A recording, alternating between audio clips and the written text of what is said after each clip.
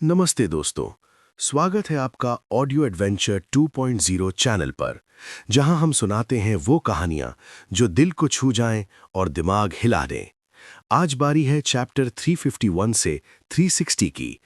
कहानी अब जिस मोड़ पर पहुंच चुकी है, वहां हर पल कुछ नया और हैरान करने वाला होने वाला है। रोमांच, एक्शन और सस्पेंस का लेवल अब और बढ़ने वाला है।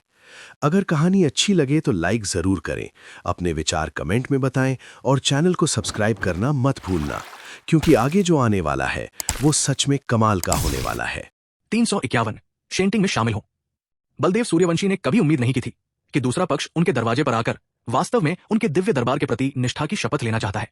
इससे पहले जब हिमपर्वत मठ और अनंत महल के प्राचीन पूर्वज ने उनके समक्ष आत्मसमर्पण किया था, तो उनके चेहरे बेहद गंभीर थे, मानो उन्होंने मिट्टी खा ली हो। लेकिन देव पूज्य समीर सक्सेना का स्वयं उनके दरवाजे पर आना सचमुच अविश्वसनीय था। बलदेव सूर्यवंशी का चेहरा गंभीर था। वरिष्ठ, क्या आपकी कोई शर्तें हैं?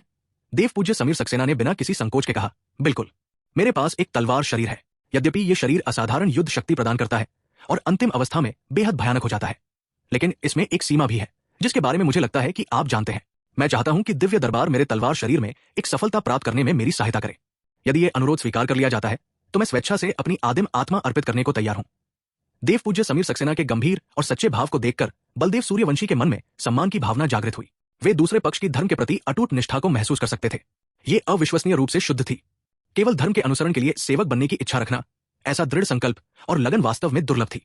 सच कहें तो दिव्या दरबार के पास संसाधनों की कमी नहीं थी और देव पूज्य समीर सक्सेना को उनके तलवार कौशल में सफलता प्राप्त करने में सहायता करना कठिन नहीं होता। लेकिन मुख्य बात यह थी कि ये सभी संसाधन अर्जुन सूर्यवंशी द्वारा दिए गए थे और इसके अलावा दूसरा पक्ष देव पूज्य विशेषज्ञ था। दिव्या दरबार में शामिल होने के लिए कम से कम अर्जुन सूर्यवंशी की स्वीकृति आवश्यक थी। वो अकेले ऐसा निर्णय नहीं ले सकते थे। यद्यपि अर्जुन सूर्यवंशी उनके पुत्र थे, फिर भी बलदेव सूर्यवंशी नियमों का पालन करते थे। पिता पुत्र का रिश्ता ही पिता पुत्र का रिश्ता होता है और नियम तो नियम होते हैं। नियमों के बिना बहुत सी चीजें अव्यवस्थित हो जाती। बलदेव सूर्यवंशी भी इस शक्तिशाली तलवारबाज को अपने शिष्य बनाना चाहते थे। इसलिए उन्होंने कहा, वरिष्ठ, कृपया एक क्षण रुकिए। मैं इस मामले पर अभी निर्णय नहीं ले सकता। इसके लिए पिताजी, इस व्यक्ति को मेरे मेघ पर्वत पर ले आइए। बलदेव सूर्यवंशी के बोलने से पहले ही अर्जुन सूर्यवंशी की आवाज उनके मन में गूंज उठी। वे क्षण भर के लिए स्तब्ध रह गए। फिर उन्होंने अपना सिर घुमाया और देव पूज्य समीर सक्सेना को गहरी नजर से देखा। उनकी आंखों में गंभीरता स्पष्ट थी। क्या देव पूज्य वास्तव में अर्जुन सूर्यवंशी से व्यक्तिगत रूप से मिलने के योग्य है? ये आसान नहीं है, बिल्कुल भी आसान नहीं है। बलदेव सूर्यवंशी ने तुरंत कहा, वरिष्ठ, कृपया, हमारे दिव्य दरबार के स्वामी आपसे मिलना चाहते हैं। देव पूज्य समीर सक्सेना की भौहें तंग गई और उनकी आंखों में सदमा साफ झलक रहा था। खबरों के मुताबिक दिव्य दरबार के स्वामी, क्या वे वही भयानक योद्धा नहीं थे जिन्होंने आसानी से एक देव सम्राट का नाश कर दिया था? वे मुझसे व्यक्तिगत रूप से क्यों मिलना चाहेंगे? सच कहूं तो इतने शक्तिशाली व्यक्ति का सामना करने से वे थोड़ा घबरा गए थे, लेकिन अब जब तीर कमान पर था तो उसे चलाना ही था।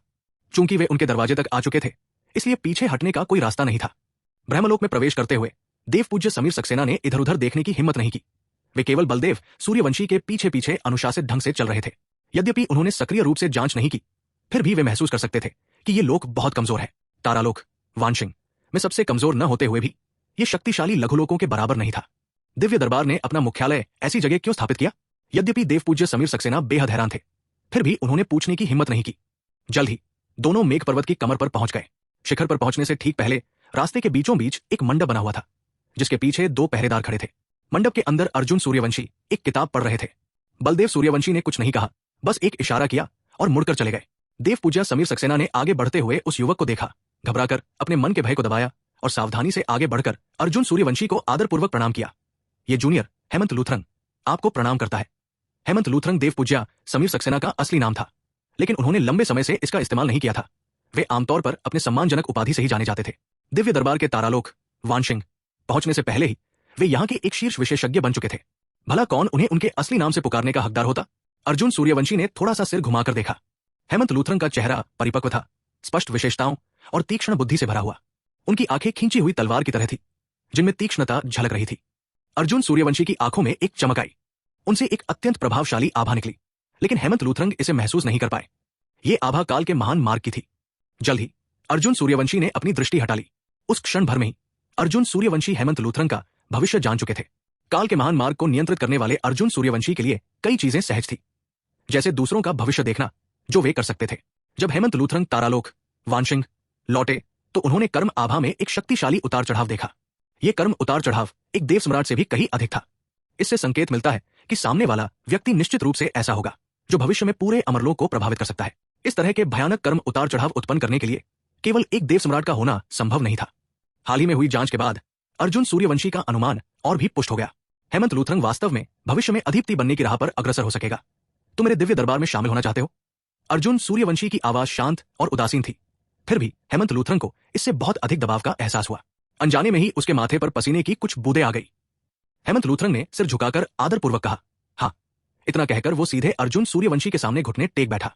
इस कनिष्ठ के पास तलवार का शरीर है। मेरे वर्तमान स्तर पर पहुंचने के बाद अग्रसर होना अत्यंत कठिन है। जब तक आप मेरी अग्रसर होने में सहायता करेंगे, मैं कोई भी शर्त स्वीकार करूंगा, यहां तक कि आपका दास बनने के लिए भी। हेमंत लूथरंग एक तलवार साधक था, लेकिन वो अन्य तलवार साधकों से भिन्न था। कई तलवार साधक अड़िग होते हैं, जिनका लक्ष्य एक ही तलवार के प्रहार से किसी भी बाधा को काट देना होता है। लेकिन हेमंत लूथरंग की तलवार तेज नहीं, बल्कि समझौतावादी थी। उनका लक्ष्य तलवार के मार्ग का परम लक्ष्य था। ऐसे में तेज होने की क्या आवश्यकता? तलवार का अपने परम लक्ष्य तक पहुंचना ही काफी था। इसलिए जब उन्होंने दिव्य दरबार के समक्ष आत्मसमर्पण करने का निर्णय लिया, तो उनके भीतर कोई आंतरिक प्रतिरोध नहीं था, क्योंकि जब तक दिव्य दरबार उन्हें बलवान बना सकता था, तब तक और कुछ मायने नहीं रखता था। ठीक इसी कारण से वे एक गुमनाम व्यक्ति से अपने वर्तमान मुकाम तक पहुंच पाए। बेशक इसमें आध्यात्मिक तलवार पर्वत के देव सम्राट पूर्वज का भी कुछ योगदान था, लेकिन उन्होंने जिस मार्ग पर कदम रखा वो लगभग पूरी तरह से उनका अपना था। देव सम्राट पूर्वज की सहायता उनके लिए उतनी महत्वपूर्ण नहीं थी। अर्जुन सूर्यवंशी ने उन्हें फिर देखा, फिर खड़े हो गए। पल भर में हेमंत लूथरंग की ओर एक भयानक दमनकारी अनुभूति छा गई। वे तुरंत घुटनों के बल बैठ गए। उनका चेहरा भय से भर गया था। अर्जुन सूर्यवंशी द्वारा छोड़ा गया दबाव अत्यंत हल्का था, लेकिन फिर भी हेमंत लूथरंग के सिर में झंझनाहट पैदा कर दी। क्या ये दिव्य दरबार के स्वामी थे? कुछ देर बाद अर्जुन सूर्यवंशी की आकृति अचानक अपने स्थान से गायब हो गई। हेमंत लूथरंग के सामने एक दिव्य दरबार का जेड पेंडेंट और एक स्पेस रिंग आ गिरी। घुटन भरी जकड़न दूर होते ही हेमंत लूथरंग ने राहत की सांस ली, मानो उन्हें मृत्यु के मुंह से बचाया गया हो। उन्होंने अपने सामने रखी दोनों वस्तुओं को देखा। उनका हृदय अत्यंत गंभीर था। क्या मैं सफलतापूर्वक दिव्य दरबार में प्रवेश कर गया हूं? जब हेमंत लूथरंग ने स्पेस रिंग को उठाया और उसकी जांच की, तो वे अचानक जम गए और उनकी पुतलियां तेजी से सिकुड़ने लगी। ये 352 ब्रह्मलोक की शक्ति! हेमंत लूथरंग कांप उठे। उनका चेहरा उत्साह से भर गया। स्पेस रिंग में उन्होंने अनगिनत उच्च श्रेणी के अमर क्रिस्टल और कई स्वर्ग और पृथ्वी के खजाने देखे। हालांकि उन्होंने सटीक मात्रा की गणना नहीं की थी, फिर भी ये उनके लिए अर्ध देव सम्राट बनने के लिए पर्याप्त थी। उनकी वर्तमान तलवार शक्ति 15वें स्तर पर थी। यदि वे एक और स्तर पार कर लेते, तो वे 16वें स्तर पर पहुंच जाते। ये सोचकर हेमंत लूथरंग के चेहरे पर आश्चर्य और भी गहरा हो गया, लेकिन उन्होंने तुरंत अपने भावों पर काबू पाया। उस दिशा में देखा जहां अर्जुन सूर्यवंशी विलीन हो गए थे, और फिर अत्यंत श्रद्धापूर्वक प्रणाम किया। हेमंत लूथरंग अपने हृदय में भली भांति जानते थे कि भले ही उन्होंने इस बार दिव्य दरबार की सेवा न की हो, फिर भी वे अर्जुन सूर्यवंशी के प्रति एक असाधारण कर्म के ऋणी थे। जब वे पहली बार दिव्य दरबार पहुंचे थे, तो उन्होंने सोचा था कि दिव्य दरबार उन्हें अवश्य ही दास बना लेगा, लेकिन उन्हें यह उम्मीद नहीं थी कि दूसरा पक्ष दिव्य आत्मा की छाप को भी अनदेखा कर देगा। मेघ पर्वत छोड़कर हेमंत लूथरंग बलदेव सूर्यवंशी को पुनः खोजने चले गए। बलदेव सूर्यवंशी ने जब अपनी कमर पर लटका हुआ जेड का लटकन देखा, तो वे तुरंत सब कुछ समझ गए। यद्यपि वो जेड का लटकन एक सेवक का था, फिर भी वो बहुत खास था। एक ऐसा जेड का लटकन जो दिव्य दरबार में केवल सूर्यवंशी परिवार के विश्वसनीय सदस्यों के पास ही होता था। दूसरे शब्दों में हेमंत लूथरंग अब विशेष रूप से उनके सूर्यवंशी परिवार के लिए काम कर रहा था। मेघ पर्वत के शीर्ष पर अर्जुन सूर्यवंशी कुर्सी पर बैठे हेमंत लूथरंग को उदासीन दृष्टि से देख रहे थे। भविष्य को देखते हुए उन्होंने पाया कि दिव्य दरबार की सहायता के बिना भी हेमंत लूथरंग अन्य दिव्य अवसरों को प्राप्त कर सकता है और इस प्रकार अपने तलवार शरीर को भेज सकता है। यदि वे अभी उसे थोड़ी सी कृपा प्रदान करते हैं, तो भविष्य में दिव्य दरबार को एक महान सहायक प्राप्त होगा। बेशक चूंकि अर्जुन सूर्यवंशी ने उस पर आत्मा की छाप नहीं डाली थी, इसलिए हेमंत लूथरंग द्वारा दिव्य दरबार के साथ विश्वासघात करने की संभावना थी, लेकिन उन्हें इसकी परवाह नहीं थी। अगर उसने सचमुच विश्वासघात किया होता, तो वो उसे सीधे मार सकता था। यह कहने की जरूरत नहीं कि हेमंत लूथरंग अब केवल एक देव पूज्य था। भले ही वो अधिपति का तलवार साधक होता, उसके सामने कोई फर्क नहीं होता। वे सब तो बस चींटियों के समान थे। दिव्य दरबार को अब हेमंत लूथरंग इस शीर्ष देव पूज्य की मदद की भी जरूरत थी, जो तारालोक वानशिंग को नियंत्रित करने में बहुत सहायक होता। अर्जुन सूर्यवंशी ने अपना सिर घुमाया और दूर एक छोटे से आंगन में यशोधरा, निहारिका नंदा और मुकेश मेहरा को खुशी खुशी बातें करते देखा। आखिर लड़कियों के पास बात करने के लिए ज्यादा विषय होते हैं, और अगर अर्जुन सूर्यवंशी उनके साथ शामिल हो जाता तो उसे समझ नहीं आता कि क्या बात करे, इसलिए ज्यादातर समय वो चुपचाप उनका साथ देता था। राजकुमारी ईशानी की बात करें तो ईशानी व्यापार संघ का विस्तार पहले हो सकता था, लेकिन दिव्य दरबार के सीमित प्रभाव के कारण कई प्रतिबंध थे। प्रतिबंध हट जाने के बाद राजकुमारी ईशानी बहुत व्यस्त हो गई। सारा दिन ईशानी व्यापार संघ में बिताने लगी और इस दौरान मुश्किल से ही घर लौटी। अगले दिन फिर से शांति छा गई और अर्जुन सूर्यवंशी मेघ पर्वत की चोटी से दिव्य दरबार को दिन प्रतिदिन मजबूत होते हुए चुपचाप देखते रहे। फिर समय समय पर वे युवतियों के साथ ब्रह्मलोक में विचरण करते, एक शांतिपूर्ण और रुचिकर जीवन व्यतीत करते। 3 मिलियन वर्ष पलक झपकते ही बीत गए। अर्जुन सूर्यवंशी का सिस्टम अंततः अपडेट हो गया। जिससे उन्हें लॉगिन करने और अमर शरीर से ऊपर की शारीरिक क्षमता प्राप्त करने की अनुमति मिली, अर्थात अराजकता शरीर। हालांकि स्तर विशेष रूप से उच्च नहीं थे और केवल 2 या 3 प्रकार ही थे। इसलिए अर्जुन सूर्यवंशी ने सूर्यवंशी परिवार के मुख्य सदस्यों में से 2 उपयुक्त व्यक्तियों का चयन किया और उनका उपयोग किया। इन 3 मिलियन वर्षों के दौरान दिव्य दरबार का बहुत तेजी से विकास हुआ। शायद पिछली घटनाओं से प्रेरित होकर सभी साधना करने के लिए बहुत उत्साहित थे। सूर्यवंशी परिवार के शिष्यों में सर्वोच्च योग्यता रखने वाले समर सूर्यवंशी को अमन सूर्यवंशी ने पीछे छोड़ दिया, जो देव पूज्य स्तर को प्राप्त करने वाले पहले व्यक्ति थे। दूसरी ओर समर सूर्यवंशी देवस्वामी सिद्धि स्तर पर ही बने रहे।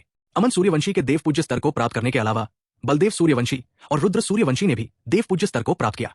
उनके आकाशगंगा संप्रदाय में ऋतिक और मीरा मेहरा दोनों ने देव पूज्य साधना को प्राप्त किया और हीना हांडा श्याव संप्रदाय का नाम अब पूरे तारालोक वानशिंग में अविश्वसनीय रूप से प्रसिद्ध हो गया था। इसके बाद अर्जुन सूर्यवंशी ने सूर्यवंशी परिवार के अधिकांश प्रमुख सदस्यों को अराजकता शरीर से प्रतिस्थापित करने में लगभग 10 लाख वर्ष और व्यतीत किए। इस दौरान समर सूर्यवंशी ने भी देव पूज्य स्तर को प्राप्त किया और यशवंत सूर्यवंशी और अन्य ने भी एक एक करके देव पूज्य स्तर को प्राप्त किया। दिव्य दरबार का पूर्ण विकास शून्य से सर्वोपरि होने तक 10 मिलियन वर्षों से भी कम समय में हुआ और इसने अनेक देव पूज्य शक्ति संपन्न व्यक्तियों को जन्म दिया, जिससे असंख्य लोग भयभीत हो गए। विशेष रूप से हेमंत लूथरन, जिन्होंने स्वयं दिव्य दरबार के विकास को देखा, जिनमें प्राचीन पूर्वज तियानशान और अनंत बाबा भी शामिल थे, उन सभी को यह अविश्वसनीय लगा। हेमंत लूथरन, जिनकी मोक्ष प्राप्ति की गति उनमें सबसे तीव्र थी, को देवराज से देव पूज्य लोक में मोक्ष प्राप्त करने में लगभग 50 मिलियन वर्ष लगे। दिव्य दरबार के व्यक्तियों की मोक्ष प्राप्ति की गति वास्तव में उनकी कल्पना से परे थी। यह सचमुच अत्यंत भयावह था। अब तारालोक वानशिंग लगभग पूरी तरह से दिव्य दरबार के नियंत्रण में था। अर्जुन सूर्यवंशी ने बाद में दिव्य दरबार का प्रबंधन पूरी तरह से बलदेव सूर्यवंशी को सौंप दिया। वे व्यावहारिक रूप से ऐसे व्यक्ति थे जो बाहरी मामलों पर ध्यान नहीं देते थे। तारालोक वानशिंग पर पूर्ण नियंत्रण प्राप्त करने के बाद बलदेव सूर्यवंशी ने दिव्य दरबार के नेतृत्व में लोगों को आसपास के लघु लोकों पर आक्रमण करने के लिए प्रेरित किया। उन्होंने शक्तिशाली लोकों पर आक्रमण नहीं किया, बल्कि निम्न श्रेणी के लोकों पर आक्रमण किया।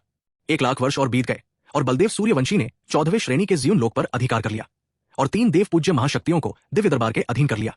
इस समय दिव्य दरबार का प्रभाव एक बार फिर बढ़ गया। साथ ही इसने कई महाशक्तियों का ध्यान भी आकर्षित किया। पाताल असुर साम्राज्य एक विशाल महल के भीतर स्थान स्याही की तरह काला था और दुष्ट ज्वाला धुंध की तरह फैली हुई थी। महल 99 ड्रैगन कुंडली वाले स्तंभों पर टिका हुआ था और उसमें 9 विशाल कुर्सियां रखी हुई थी। महल में धीरे धीरे 9 प्रेत प्रकट हुए। उनके शरीरों की आभा अत्यंत भयानक थी। प्रत्येक एक देव सम्राट से भी बढ़कर था।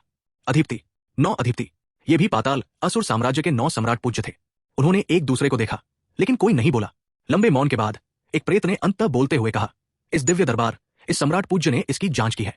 वास्तव में इसके पीछे ब्रह्मलोक नामक एक शक्ति है। जैसे ही ये शब्द निकले, वहां मौजूद सभी लोग तुरंत और भी शांत हो गए। किसी को न बोलते देखकर उसने आगे कहा, क्या आप में से किसी के मन में कोई विचार है? क्या हमें अभी जाकर ब्रह्मलोक को नष्ट कर देना चाहिए या इसे विकसित होने देना चाहिए? तभी 9 सम्राट पूज्यों में से बैंगनी आंखों वाले एक व्यक्ति ने ठंडे स्वर में कहा, उच्च अधिकारी निगरानी जारी रखना चाहते हैं।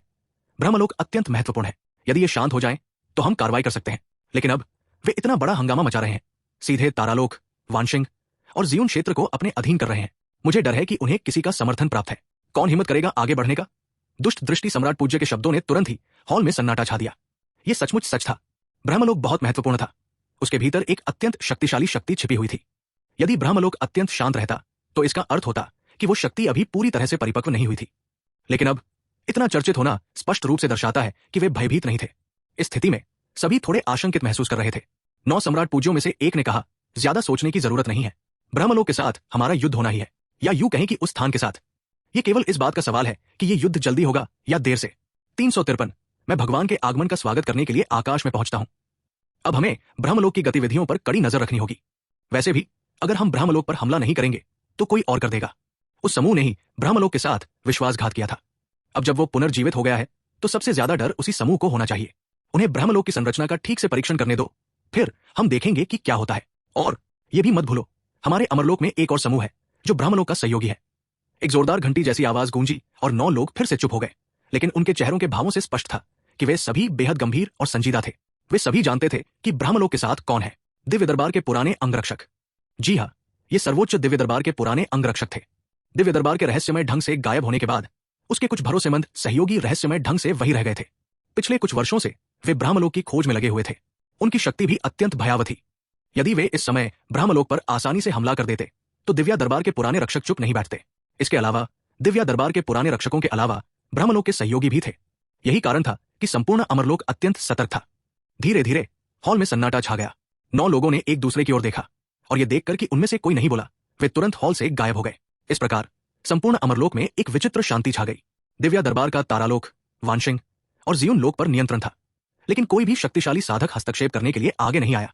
हालांकि दिव्या दरबार की प्रगति यही नहीं रुकी। जियुन लोक पर पूर्ण नियंत्रण पाने में 5 लाख वर्ष व्यतीत करने के बाद बलदेव सूर्यवंशी ने अपनी सेना का नेतृत्व करते हुए अन्य लोकों पर कब्जा करना जारी रखा। अमरलोक के कई लोकों के पीछे देव सम्राट स्तर के शक्तिशाली साधक शामिल थे और कुछ में तो अधिपति भी शामिल थे। हालांकि इस बार दिव्य दरबार के विस्तार को ज्यादा प्रतिरोध का सामना नहीं करना पड़ा। कम से कम देव सम्राट स्तर से ऊपर के किसी शक्तिशाली साधक ने तो इसे रोकने की कोशिश नहीं की। बेशक इसका कारण यह भी हो सकता है कि दिव्य दरबार का विस्तार नीचे की ओर हो रहा था, लगभग पूरी तरह से निचले स्तर के लोकों पर ही विजय प्राप्त कर रहा था। यदि वो उच्च स्तर के लोकों को निशाना बनाता तो संभवतः भारी विरोध का सामना करना पड़ता। पिछले कुछ वर्षों में अमन सूर्यवंशी के काला साया संगठन का भी अत्यधिक विस्तार हो चुका था। शीर्ष 3 लोकों को छोड़कर लगभग सभी अन्य लोकों में उसके जासूस मौजूद थे। दूसरे शब्दों में अर्जुन सूर्यवंशी अब घर बैठे ही विभिन्न लोकों की गतिविधियों की जानकारी प्राप्त कर सकता था। दुर्भाग्य से यह जानकारी पर्याप्त विस्तृत नहीं थी, कई संदेश गोपनीय नहीं थे। हालांकि अर्जुन सूर्यवंशी को इतनी कम अवधि में काला साया संगठन से इतनी आश्चर्यजनक सफलता की उम्मीद नहीं थी। वर्तमान स्थिति ही उसके लिए पर्याप्त थी। मेघ पर्वत शिखर अर्जुन सूर्यवंशी दूर तक टकटकी लगाए, हाथ पीठ बांधे, आंखों में उदासीनता का भाव लिए देख रहे थे। हालांकि वे दिव्य दरबार के कामकाज को बड़ी मुश्किल से संभाल पाते थे। इसका मतलब यह नहीं था कि वे कुछ नहीं करते थे। वर्षों से दिव्य दरबार का विकास और विस्तार उनकी योजना का ही हिस्सा था। अर्जुन सूर्यवंशी मामले की तह तक जाना चाहते थे, इसलिए उन्होंने दिव्य दरबार को सबके सामने उजागर कर दिया, ये देखने के लिए कि कौन उनके खिलाफ कदम उठाएगा। हालांकि हालात कुछ अप्रत्याशित थे। अब तक लगभग कोई भी उनसे मिलने नहीं आया था। ये अजीब था। अर्जुन सूर्यवंशी ने थोड़ा सा माथा सिकोड़ा। क्या कोई बड़ी साजिश रची जा रही थी? उन्हें अचानक वज्रदेव सम्राट की मृत्यु से पहले कही गई बात याद आ गई। उनका ब्रह्मलोक भविष्य में पूरे अमरलोक का शत्रु बन जाएगा। हिस जैसे ही उन्होंने इसके बारे में सोचा, अर्जुन सूर्यवंशी के मन में थोड़ी बेचैनी हुई। अर्जुन सूर्यवंशी ने सिस्टम पैनल खोला और लॉगिन करने से प्राप्त अपनी साधना देखी। साधना 720,000,000,000,000,000 वर्ष, 720 ट्रिलियन। इन कुछ मिलियन वर्षों में उनकी संचित साधना एक अत्यंत भयावह स्तर तक पहुंच गई थी। अर्जुन सूर्यवंशी ने बिना किसी हिचकिचाहट के 100 ट्रिलियन वर्षों की साधना का प्रयोग किया। साधना सफलतापूर्वक संपन्न हुई। आदिप्ति मध्य चरण में प्रवेश के लिए मेजबान को बधाई। अदिप्ति अंतिम चरण है। अर्जुन सूर्यवंशी अवाक रह गए। 100 ट्रिलियन वर्षों की साधना से केवल अंतिम चरण में प्रवेश मिला। 1 ट्रिलियन 10,000 अरब वर्ष होते हैं। क्या ये 100 मिलियन अरब वर्षों के बराबर नहीं है? उफ! अर्जुन सूर्यवंशी की सांस अटक गई। उन्होंने साधना में इतनी छोटी प्रगति की उम्मीद नहीं की थी। एक और 100 ट्रिलियन का प्रयोग करें। साधना सफलतापूर्वक संपन्न हुई। अदिप्ति लघु पूर्णता में प्रवेश के लिए मेजबान को बधाई। इस बार तो और भी चौंकाने वाला था। ये एक ही लोक आगे बढ़ा और फिर रुक गया। अर्जुन सूर्यवंशी ने गहरी सांस ली और फिर एक ही बार में 200 खरब वर्षों की साधना शक्ति का प्रयोग किया। इस समय उनकी साधना शक्ति केवल 420 खरब वर्षों की थी। आदिप्ति परम सिद्धि के लिए आपको बधाई। अर्जुन सूर्यवंशी फिर से स्तब्ध रह गए। उन्होंने सोचा था कि ये 200 खरब वर्ष अधिपति परम सिद्धि के लिए पर्याप्त होंगे, लेकिन उन्होंने ये उम्मीद नहीं की थी कि ये केवल अधिपति परम सिद्धि तक ही सीमित रहेगा। धिक्कार है। अर्जुन सूर्यवंशी भी चिंतित हो रहे थे। ये बहुत ही अजीब था। हालांकि वे हांगमिंग अमर शरीर थे, फिर भी आवश्यक साधना शक्ति बहुत ही भयानक थी। यह बहुत ही अनुचित था। लेकिन अर्जुन सूर्यवंशी को जल्द ही इसका कारण समझ आ गया। काल महाद्या, क्योंकि उनके पास स्वयं काल महाद्या था। यह भयानक महाद्या सभी दयाओं को धारण करता था और आवश्यक ऊर्जा स्वाभाविक रूप से अविश्वसनीय रूप से भयानक हो गई थी। ठीक इसी कारण से अर्जुन सूर्यवंशी की परम सिद्धि के लिए आवश्यक साधना शक्ति बहुत बढ़ गई थी। अर्जुन सूर्यवंशी ने गहरी सांस ली और अपनी पूरी साधना शक्ति का प्रयोग किया। साधना सफलतापूर्वक संपन्न हुई। प्राचीन देवलोक के अर्धचरण में प्रवेश के लिए बधाई। अर्धचरण 400 खरब वर्षों में केवल प्राचीन देवलोक के अर्धचरण में प्रवेश। अर्जुन सूर्यवंशी को शिकायत करने का समय भी नहीं मिला था कि उनके शरीर में अचानक प्रकट हुई भयानक साधना शक्ति का एहसास होने लगा। उनका पूरा शरीर काल के महान मार्ग से ओतप्रोत था, मानो वे इस संसार में विद्यमान ही न हो। वास्तव में वर्तमान अर्जुन सूर्यवंशी समय की नदी में यात्रा कर सकते थे, लेकिन वे ऐसा नहीं करना चाहते थे। वे अतीत की घटनाओं के बारे में नहीं जानना चाहते थे और निश्चित रूप से भविष्य की घटनाओं के बारे में तो बिल्कुल भी नहीं। अगर उन्हें सब कुछ पहले से पता होता तो आनंद ही क्या होता। आह भरते हुए अर्जुन सूर्यवंशी ने साधना के विषय पर ध्यान देना बंद कर दिया। वे प्राचीन देवलोक के अर्धचरण में प्रवेश करने से ही संतुष्ट थे। उनकी वर्तमान साधना पहले से कम 10 गुना अधिक शक्तिशाली थी, जिससे उन्हें अमरलोक में अज्ञात शत्रुओं के विरुद्ध विजय प्राप्त करने का बेहतर अवसर मिला। अर्जुन सूर्यवंशी का शरीर कांप उठा और उनकी मूल रूप से भयानक आभा तुरंत गायब हो गई, उनके भीतर समाहित हो गई। प्राचीन देवलोक अर्जित और सहज में विभाजित है। ये लोक प्रारंभिक, मध्य या अंतिम चरणों में विभाजित नहीं है। सहज और अर्जित 2 अलग अलग लोक है। सहज प्राचीन देवलोक अमरलोक में अर्जुन सूर्यवंशी द्वारा वर्तमान में ज्ञात सबसे शक्तिशाली व्यक्ति है। अर्ध प्रारंभिक प्राचीन देवलोक में प्रवेश करने के बाद अर्जुन सूर्यवंशी अपने हृदय में और भी अधिक आत्मविश्वास महसूस कर रहे थे। इस प्रकार यदि उन्हें किसी भी शत्रु का सामना करना पड़े तो वे बिल्कुल भी भयभीत नहीं होंगे। लेकिन तभी अर्जुन सूर्यवंशी ने अपना सिर झुकाया और अपने हाथ के पिछले भाग को देखा। उनकी दृष्टि में एक युवा दाववादी पुजारी प्रकट हुआ। युवा दाववादी पुजारी के चारों ओर 4 लंबी तलवारें लिपटी हुई थी, जिनसे अविश्वसनीय रूप से भयानक शक्ति निकल रही थी। युवा दाववादी पुजारी ने तुरंत अर्जुन सूर्यवंशी को देख लिया। उसने अपनी आंखें खोली और बड़े आश्चर्य से अर्जुन सूर्यवंशी को देखा। स्पष्ट रूप से उसे उम्मीद नहीं थी कि अर्जुन सूर्यवंशी कर्म आभा का अनुसरण करके उसे ढूंढ लेंगे। युवा दाववादी पुजारी ने व्यंग्यात्मक हंसी हंसी। वो खड़ा हुआ और अर्जुन सूर्यवंशी को प्रणाम किया। मैं त्रिलोक हूं, दिव्य प्रभु के आगमन पर सादर स्वागत करता हूं। 354 अंतः सामान्य समय रेखा पर पहुंच गया। त्रिलोक दिव्य दरबार के प्रभु के आगमन पर उन्हें प्रणाम करता है। त्रिलोक भली भांति जानता था कि अर्जुन सूर्यवंशी का उसे ढूंढ पाना इस बात का संकेत था कि अर्जुन सूर्यवंशी की साधना अत्यंत शक्तिशाली स्तर पर पहुंच गई थी, शायद शिखर के बराबर भी। अर्जुन सूर्यवंशी ने भी उसे ध्यान से देखा और उससे एक अत्यंत विशाल तलवार भाव का अनुभव किया। तलवार शरीर, तलवार भाव का 29वां स्तर, प्राचीन देवत्व प्राप्त। अपनी वर्तमान साधना और कालमापी दांव पर अपनी महारत के बल पर वो युवा दाववादी पुजारी की साधना और स्थिति को आसानी से समझ सकता था। लेकिन उसने एक और बात पर ध्यान दिया। ये व्यक्ति पृथ्वी धरती का त्रिलोक पंथ गुरु नहीं था, बल्कि भविष्य के अर्जुन सूर्यवंशी द्वारा निर्मित था, जो पृथ्वी धरती के त्रिलोक पंथ गुरु से भिन्न था। अर्जुन सूर्यवंशी ने त्रिलोक पंथ गुरु के भीतर भी उसी स्रोत से उत्पन्न होने वाली आभा का अनुभव किया जिससे वो स्वयं उत्पन्न हुआ था। क्या ये दिव्या दरबार के पुराने रक्षक थे? काला साया संगठन के विकास के कारण अर्जुन सूर्यवंशी ने अमरलोक की गहरी समझ प्राप्त कर ली थी और उन्हें यह एहसास हुआ कि अमरलोक में अभी भी अविश्वसनीय रूप से शक्तिशाली विशेषज्ञों का एक समूह मौजूद है, जो वास्तव में दिव्या दरबार के पुराने रक्षक थे। भविष्य के अर्जुन सूर्यवंशी ने सूर्यवंशी परिवार को समय में आगे ले जाकर संपूर्ण अमरलोक पर विजय प्राप्त की थी और उनमें से कई व्यक्ति उस विशिष्ट समय बिंदु से संबंधित थे। इसलिए लोगों का वो समूह दिव्या दरबार के साथ लुप्त नहीं हुआ। त्रिलोक उनमें से एक था और इसलिए वही रुका रहा। 29वें स्तर पर उसकी तलवार शक्ति सचमुच कुछ हद तक भयानक थी। उसकी वास्तविक शक्ति संभवतः जनजात प्राचीन देवता के बराबर थी। अर्जुन सूर्यवंशी ने उसे सिर हिलाकर सहमति दी, लेकिन कुछ खास नहीं कहा। दिव्या दरबार के पुराने रक्षक बहुत शक्तिशाली थे और वर्तमान दिव्या दरबार अभी उन्हें अपने साथ एकीकृत करने में सक्षम नहीं था। इसलिए फिलहाल उन्हें अकेला छोड़ देना ही सबसे अच्छा उपाय था। इसके अलावा अर्जुन सूर्यवंशी को उन पर पूरा भरोसा नहीं था। वर्तमान दिव्या दरबार काफी अच्छा और भरोसेमंद था, लेकिन उन्हें यह नहीं पता था कि दिव्या दरबार के पुराने रक्षकों के शामिल होने से दिव्या दरबार पर क्या प्रभाव पड़ेगा। इसलिए सबसे अच्छा यही था कि उन्हें वही छोड़ दिया जाए, पहले उनका अवलोकन किया जाए और फिर निर्णय लिया जाए। अर्जुन सूर्यवंशी के गायब हो जाने का एहसास होने पर त्रिलोक की आंखों में भी हैरानी के भाव दिखाई दिए। हालांकि उसके हृदय में राहत की अनुभूति हुई। जब दिव्या दरबार के सभी उच्च स्तरीय रक्षक गायब हो गए तो वो सचमुच चिंतित था कि कहीं उनके साथ कुछ हो न गया हो। अब अर्जुन सूर्यवंशी को फिर से देखकर त्रिलोक के हृदय से भारी बोझ आखिरकार हट गया। दिव्य दरबार के स्वामी अभी भी वही थे, जिसका अर्थ था कि उस समय के वे लोग अभी भी वही थे। वो दिव्य दरबार के उन गिने चुने सदस्यों में से एक थे जिन्हें कुछ अंदरूनी बातें पता थी। त्रिलोक जानते थे कि अर्जुन सूर्यवंशी का अस्तित्व कुछ विचित्र था, लेकिन वो ठीक ठीक ये नहीं बता सकते थे कि ये विचित्र क्यों था। बस इतना जानते थे कि अर्जुन सूर्यवंशी का काल के दांव से कुछ संबंध अवश्य था। ठीक इसी कारण से दिव्य दरबार पूरी तरह से लुप्त हो गया था। यह संभव था कि दिव्य दरबार किसी अन्य काल रेखा में चला गया हो। यह समय संभवतः भविष्य में था।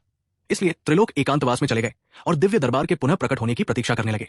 इस बात की पुष्टि तब हुई जब सूर्यवंशी परिवार का जन्म ब्रह्मलोक में हुआ। त्रिलोक ने बहुत समय पहले ब्रह्मलोक को खोज लिया था और ब्रह्मलोक के विकास का अवलोकन करने के लिए अपनी विरासत वही छोड़ दी थी। सूर्यवंशी परिवार के ब्रह्मलोक में प्रकट होने के बाद त्रिलोक को यह एहसास हुआ कि सूर्यवंशी परिवार की उत्पत्ति इसी क्षण से हुई है। पूर्व दिव्य दरबार के बारे में यह प्रबल संभावना थी कि वे लोग अतीत में लौट गए थे। अंततः सर्वोच्च दिव्य दरबार का लुप्त होना उनका सही समय रेखा में पुनः लौटना ही होना चाहिए। ये सोचते ही त्रिलोक घबरा गए और उनका हृदय शांत नहीं हो पा रहा था।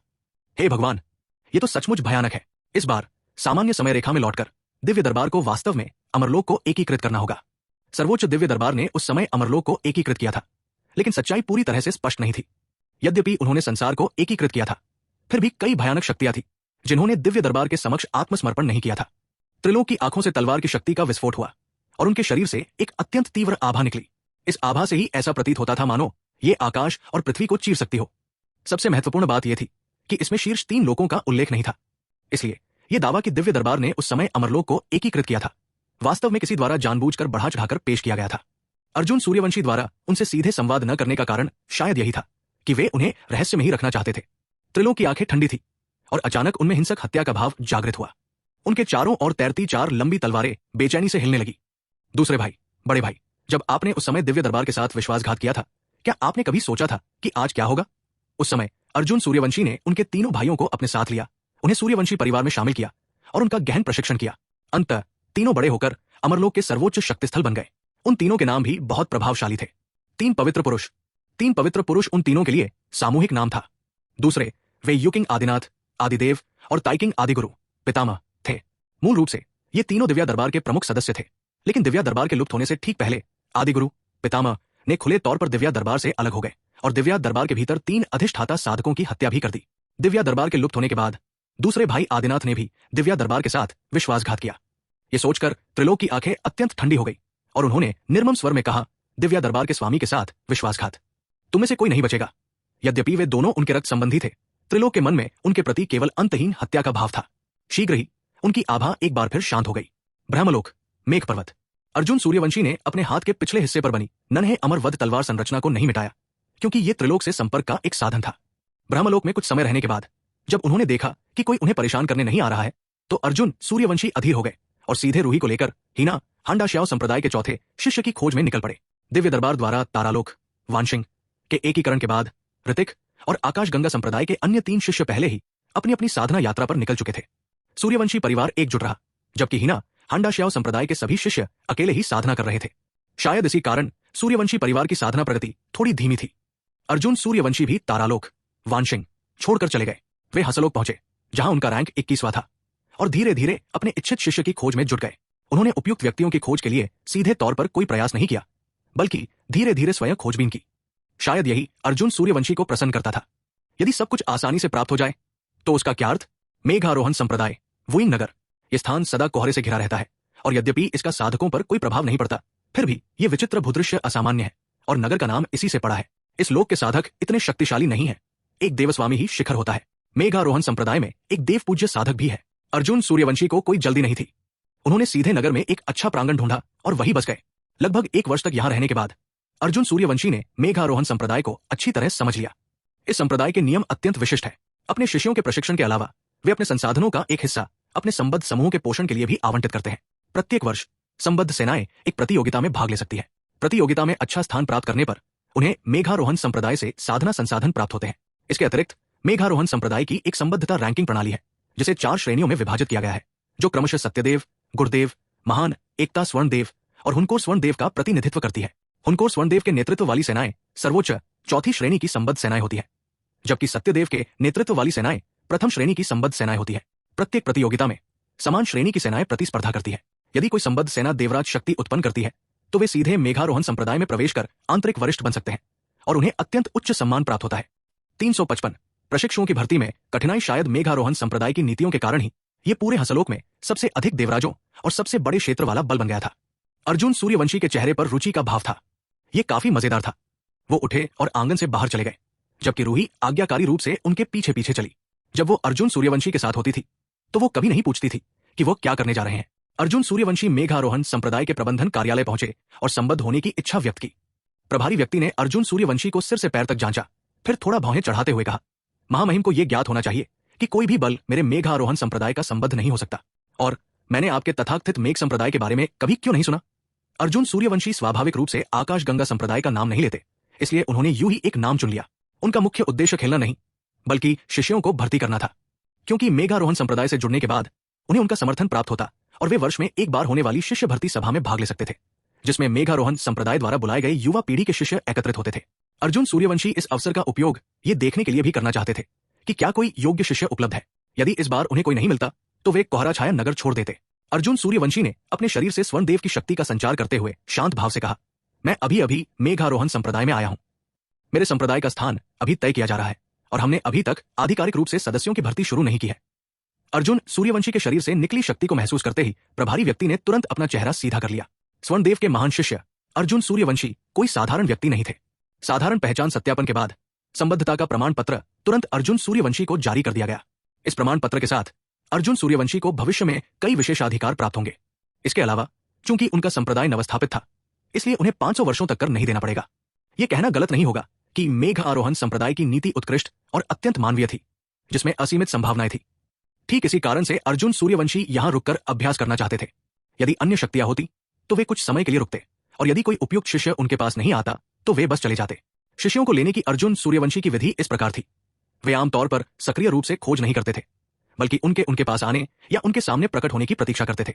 3 महीने पलक झपकते ही बीत गए। अर्जुन सूर्यवंशी ने अपनी इच्छा अनुसार उस शिष्य भर्ती सभा में भाग लिया, लेकिन एक बिना नींव वाले संप्रदाय के रूप में स्वाभाविक रूप से कोई भी उनके साथ जुड़ने को तैयार नहीं था। केवल कुछ बहुत ही साधारण लोग ही थे। अर्जुन सूर्यवंशी स्वभाव से ऐसे लोगों को नीचा समझते थे, इसलिए 3 महीने बाद उन्होंने मेघारोहण संप्रदाय छोड़ दिया। फिर उन्होंने कई स्थानों की यात्रा की, लेकिन उन्हें कोई उपयुक्त शिष्य नहीं मिला, या यूं कहें कि उन्हें कोई ऐसा व्यक्ति नहीं मिला जिसे वे अपना शिष्य बनाना चाहें। अर्जुन सूर्यवंशी ने लगभग 1000 वर्ष 3 लोकों की यात्रा की, लेकिन दुर्भाग्य से उन्हें एक भी व्यक्ति नहीं मिला। वे फिर से लुकिंग क्लाउड माउंटेन लौट आए और गहन चिंतन में डूब गए। क्या शिष्य न मिल पाना मेरी अत्यधिक चयनशीलता का परिणाम है? अर्जुन सूर्यवंशी को लगा कि ऐसा संभव है। मुख्य कारण यह था कि वे केवल भाग्य पर भरोसा करते थे, जो एक बहुत ही विचित्र स्थिति थी, और उनकी भावनाएं भी अंतिम निर्णय को काफी हद तक प्रभावित कर सकती थी। अर्जुन सूर्यवंशी ने लंबे समय तक विचार किया और अंततः अपनी रणनीति बदलने का निर्णय लिया। वे भविष्य में अमरलोक में शीर्ष शक्ति बनने में सक्षम लोगों की खोज के लिए सीधे काल महान दांव का उपयोग करेंगे। अर्जुन सूर्यवंशी ने ऊपर देखा और तारालोक वानशिंग पर अपनी दृष्टि घुमाई। दिव्य दरबार से असंबंधित लोगों में से भविष्य में एक भी प्रभुत्वशाली क्षेत्र का विशेषज्ञ दिखाई नहीं देगा।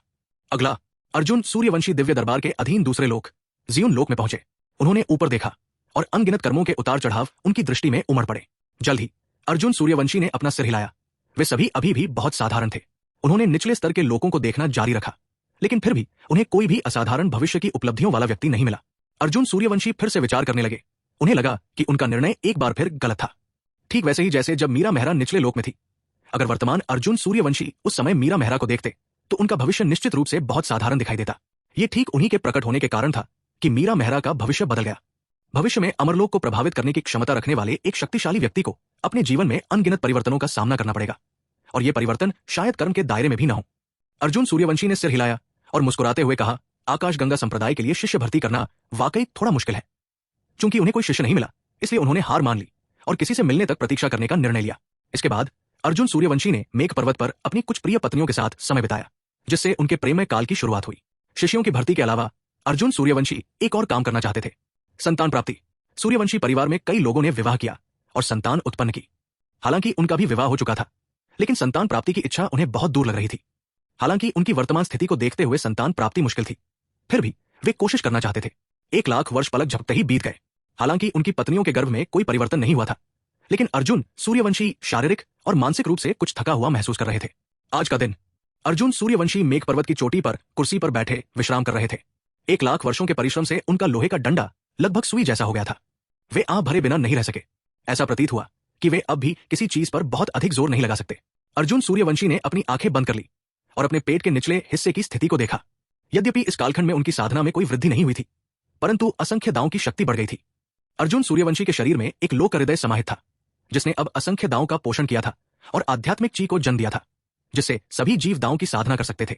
लोक हृदय की शक्ति ने बदले में उन्हें भी पोषित किया, जिससे स्वाभाविक रूप से अर्जुन सूर्यवंशी के कालमहान दांव को बल मिला। स्वर्णलोक अब अपने मूल स्वरूप से विवश था। मूल महान साम्राज्य पूरी तरह से लुप्त हो गए थे। निसंदेह अर्जुन सूर्यवंशी की देखरेख में मौर्य साम्राज्य अभी भी स्वर्णलोक में विद्यमान था। स्वर्णलोक अब साधना युग में प्रवेश कर चुका था। यद्यपि सभी ने दांव का अभ्यास शुरू नहीं किया था, फिर भी कई लोगों ने पहले ही अभ्यास शुरू कर दिया था। हालांकि साधक आमतौर पर बलवान नहीं होते थे और नवोदित आत्मा अवस्था के साधक पहले ही शिखर पर पहुंच चुके थे। अर्जुन सूर्यवंशी शाही महल के भीतरी मुख्य कक्ष में प्रकट हुए। यह स्थान उनके स्वर्णलोक में प्रवेश करने के समय बनाया गया था। इतने वर्षों बाद उन्होंने इसका कई बार जीर्णोद्धार किया था, इसलिए इसने हमेशा अपना मूल स्वरूप बनाए रखा था। इस कक्ष के आसपास के क्षेत्र को जानबूझकर घेर लिया गया था, ताकि कोई भी पास ना आ सके। हे पूर्वज, आपके वंशज निष्पादक है। एक वंशद्रोही ने मेरे मौर्य साम्राज्य को उखाड़ फेंकने के प्रयास में महापूर्वज को फंसाया है। हे पूर्वज, कृपया आगे आइए और मेरे मौर्य साम्राज्य को बचाइए। अचानक महल के बाहर से एक के बाद एक दिल दहला देने वाली चीखें सुनाई दी। अर्जुन सूर्यवंशी ने थोड़ा सा माथा सिकोड़ा। क्या मौर्य साम्राज्य एक और संकट का सामना कर रहा था? वो धीरे से उठे और महल से बाहर चले गए। इस समय महल के बाहर 3 लोग थे। उनमें से एक स्ट्रेचर पर लेटा हुआ था। उसकी सांस धुएं के गुबार की तरह धीमी थी। स्पष्ट रूप से उसे अत्यंत गंभीर चोटें आई थी। जो व्यक्ति अभी रो रहा था वो मौर्य साम्राज्य का वर्तमान सम्राट था, लेकिन अब वो थका हुआ और हताश दिख रहा था। उसका चेहरा निराशा से भरा हुआ था। एक सम्राट का रुतबा खो चुका था। 356 दाकियान साम्राज्य संकट में है। बलदेव लूथरा जमीन पर घुटने टेककर दिल दहला देने वाली चीखें मार रहा था। उसकी आंखों में गहरी लालसा थी। वो चाहता था कि महान पूर्वज प्रकट होकर उनके मौर्य साम्राज्य को बचा ले। 13 वर्ष पूर्व मौर्य साम्राज्य ने युवराज पद की घोषणा की, जो यशवंत लूथरा थे, जो उनके बगल में बैठे थे। लेकिन यहीं से विपत्ति की नींव पड़ी। यशवंत लूथरा से ईर्ष्या के कारण और साथ ही उनसे बहुत पीछे रह जाने के कारण तीसरे राजकुमार ने राक्षसी साधकों की शरण ली और अंततः मौर्य साम्राज्य के नवोदित आत्मा साधक महान पूर्वज को फंसाने की साजिश रची। इससे परमपिता मृत्यु के कगार पर पहुंच गए। परमपिता, जो एक नवजात आत्मा स्तर के शक्तिशाली साधक थे, की अनुपस्थिति में अन्य शक्तियां स्वाभाविक रूप से उनके मौर्य साम्राज्य पर कब्जा करना चाहती थी। स्वर्णलोक काल में महान कियान राजवंश की विरासत अत्यंत दीर्घस्थल थी और शाही महल के भीतर स्थित शास्त्र मंडप को कई बाहरी लोगों के लिए एक मजबूत सुरक्षा कवच माना जाता था। पूर्व में परमपिता, जो एक नवजात आत्मा स्तर के साधक थे, की उपस्थिति में इसका कोई विशेष प्रभाव नहीं था। लेकिन अब जब वे संकट में थे, यद्यपि शाही परिवार में अभी भी कई मूल गठन स्तर के साधक थे, इस बार उनके मौर्य साम्राज्य पर आक्रमण करने वालों में नवजात आत्मा स्तर के साधक भी शामिल थे। मूल गठन स्तर के साधक नवजात आत्मा स्तर के साधकों का मुकाबला कैसे कर सकते थे? शाही शहर के सामने 3 दिनों तक चले भीषण युद्ध के बाद मौर्य साम्राज्य के साथ मूल गठन स्तर के साधक दुखद रूप से मारे गए। यदि यही स्थिति बनी रही तो मौर्य साम्राज्य सचमुच नष्ट हो जाएगा। अंततः शाही नगर कई वर्षों पहले निर्मित भव्य संरचना के सहारे कुछ और दिनों तक ही टिक सका। वो इस शाही महल की गहराई में केवल उस मायावी पूर्वज से मिलने के लिए ही आ सकता था। ये व्यक्ति मौर्य साम्राज्य के शुरुआती अभिलेखों में प्रकट हुआ और उसके बाद के अभिलेखों में भी कभी कभार दिखाई देता रहा। हर बार मौर्य साम्राज्य को कठिनाइयों से उबरने में मदद करता रहा। उसके पास यहां आने के अलावा कोई और विकल्प नहीं था। हालांकि बलदेव लूथरा को वास्तव में विश्वास नहीं था कि भीतर कोई अत्यंत शक्तिशाली पूर्वज विद्यमान है। यदि शाही परिवार में सचमुच कोई शक्तिशाली साधक होता तो इतने वर्षों तक उसने उसे क्यों नहीं देखा? लेकिन अब वो केवल मृत घोड़े को जीवित मानकर ही काम चला सकता था। बलदेव लूथरा जितना अधिक रोता, उसके हृदय में निराशा उतनी ही बढ़ती जाती। यद्यपि वो भली भांति जानता था कि यहां कोई पूर्वज है या नहीं, फिर भी सत्य जानकर उसे अत्यंत पीड़ा हुई। मौर्य साम्राज्य सचमुच पतन की ओर अग्रसर है। बलदेव लूथरा पश्चाताप से भर गया।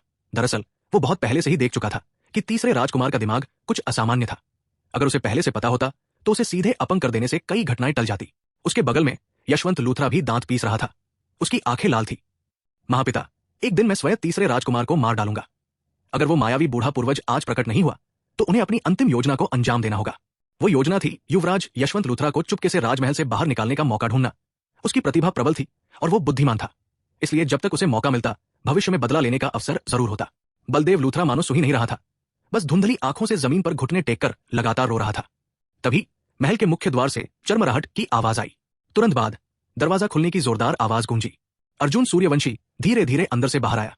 सामने घुटने टेककर बैठे तीनों लोगों को देखकर उसकी भौहें थोड़ी सिकुड़ गई। वो उन्हें पहचान नहीं पाया। सच कहें तो वो बहुत समय से स्वर्णलोक नहीं आया था। बस कभी कभार ही आता था ये देखने के लिए कि कुछ हुआ है या नहीं। पिछली बार वो स्वर्णलोक कम से कम 6000 साल पहले आया था। इस दुनिया में 6000 साल बहुत लंबा समय माना जाता है। लेकिन जैसे ही बलदेव लूथरा और यशवंत लूथरा ने अर्जुन सूर्यवंशी को देखा, दोनों स्तब्ध रह गए। उनकी आंखें चौड़ी हो गई और वे अविश्वास से अर्जुन सूर्यवंशी को देखने लगे। बलदेव लूथरा को यकीन करना थोड़ा मुश्किल लग रहा था। क्या सच में शाही परिवार में कोई प्राचीन पूर्वज था? ये कैसे संभव था? हालांकि वो प्राचीन पूर्वज को एकांतवास से बाहर आने के लिए कहने आया था, लेकिन उसे यकीन नहीं था कि वो प्राचीन पूर्वज सचमुच अस्तित्व में था। आखिर किताबों में तो दर्ज है कि इस महल का प्राचीन पूर्वज कम से कम 1 लाख साल से विद्यमान था। किस प्रकार का साधक 1 लाख वर्ष तक जीवित रह सकता है? यहां तक कि नवजात आत्मा अवस्था का साधक भी ऐसा नहीं कर सकता, है ना? इसलिए उसे कुछ हद तक विश्वास था कि ये प्राचीन पूर्वज वास्तव में किसी द्वारा गढ़ा गया है। हालांकि अब किसी को उस महल से बाहर निकलते देख उसका हृदय तुरंत असमंजस में पड़ गया। क्या ये व्यक्ति सचमुच प्राचीन पूर्वज था या कोई गलती से अंदर आ गया था? एक मूल गठन अवस्था के साधक के रूप में वो महसूस कर सकता था कि अर्जुन सूर्यवंशी के शरीर में साधना की कोई ऊर्जा नहीं थी। बलदेव लूथरा की आवाज में कुछ संदेह था जब उन्होंने फटकारा, तुम कौन हो और तुम इस महत्वपूर्ण शाही महल क्षेत्र में क्यों हो? यह स्थान शाही महल का सबसे भीतरी भाग था। यहां तक कि सम्राट सहित शाही परिवार के सदस्यों को भी यहां अनायास आने की अनुमति नहीं थी। अहंकारी अर्जुन सूर्यवंशी की आवाज शांत थी, लेकिन उसमें अपार प्रतिष्ठा थी। बलदेव लूथरा को तुरंत दिल की धड़कन तेज महसूस हुई और उसका शरीर कांपने लगा। क्या सच में वह एक साधक है? बलदेव लूथरा की आंखें सदमे से भर गई। साधक होना सबसे चौंकाने वाली बात नहीं थी, बल्कि यह थी कि उन्होंने अर्जुन सूर्यवंशी से एक ऐसी आभा का अनुभव किया जो किसी महान पूर्वज से कम नहीं थी। यह कम से कम नवजात आत्मा अवस्था के अंतिम चरण का साधक था। ऐसा साधक शाही महल में कब प्रवेश कर गया और सीधे शाही परिवार के सबसे गुप्त स्थान तक पहुंच गया? एक क्षण के लिए बलदेव लूथरा को थोड़ी निराशा हुई। अर्जुन सूर्यवंशी ने उनकी निराशा और दृढ़ निश्चय को देखा और तुरंत समझ गए। उन्होंने अपना हाथ हिलाया और उनकी हथेली में एक जेड का लटकन प्रकट हो गया। आपके रूप को देखकर आप मौर्य साम्राज्य के वर्तमान शासक होंगे। क्या आप इस वस्तु को पहचानते हैं? अर्जुन सूर्यवंशी के शब्दों को सुनकर बलदेव लूथरा की नजर तुरंत उनके हाथ पर टिक गई, लेकिन अगले ही पल वो पूरी तरह से स्तब्ध रह गए। इस जेड के लटकन का रूप बिल्कुल वैसा ही था जैसा उनके शरीर पर था। अंतर सिर्फ इतना था कि उनके जेड पेंडेंट में केवल 3 ड्रैगन थे, जबकि अर्जुन सूर्यवंशी के जेड पेंडेंट में 5 ड्रैगन थे। पुराने पूर्वज, सचमुच पुराने पूर्वज। बलदेव लूथरा का चेहरा अविश्वास से भर गया और उन्होंने कांपती हुई आवाज में कहा, पुराने पूर्वज? क्या मेरे मौर्य साम्राज्य का सचमुच कोई पुराना पूर्वज है? अर्जुन सूर्यवंशी कुछ अवाक रह गए। स्वर्णलोक आए उन्हें बहुत समय हो गया था और ये लोग उन्हें पहचान भी नहीं पाए थे। हालांकि वे समझ सकते थे मौर्य साम्राज्य इस समय नाजुक स्थिति में था, इसलिए सतर्क रहना स्वाभाविक था।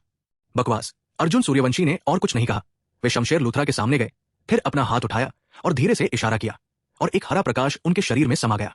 शमशेर लूथरा के शरीर में ऊर्जा तुरंत ही तेजी से वापस आने लगी। पहले धीमी धड़कन भी तेज होने लगी। क्या उसके बगल में बैठे बलदेव लूथरा ने इस क्रिया को देखकर अविश्वास से अपनी आंखें चौड़ी कर ली। क्या उन्होंने परमपिता की बीमारी इतनी आसानी से ठीक कर दी? ये तो सबको पता ही होगा कि परमपिता को 7 विषों के फैलाव से जहर दिया गया था, जिसे 7 विष संप्रदाय में एक असाध्य विष माना जाता था। क्या ये सच में वही पौराणिक परमपिता थे? जल्द ही शमशेर लूथरा जाग उठे। उन्होंने अपनी आंखें खोली। उनका शरीर कुछ कमजोर था, लेकिन फिर भी उन्होंने खुद को अर्जुन सूर्यवंशी के सामने घुटने टेकने के लिए विवश किया। अनादृत वंशज, परमपिता को प्रणाम। 357 3 प्रमुख शक्तियां।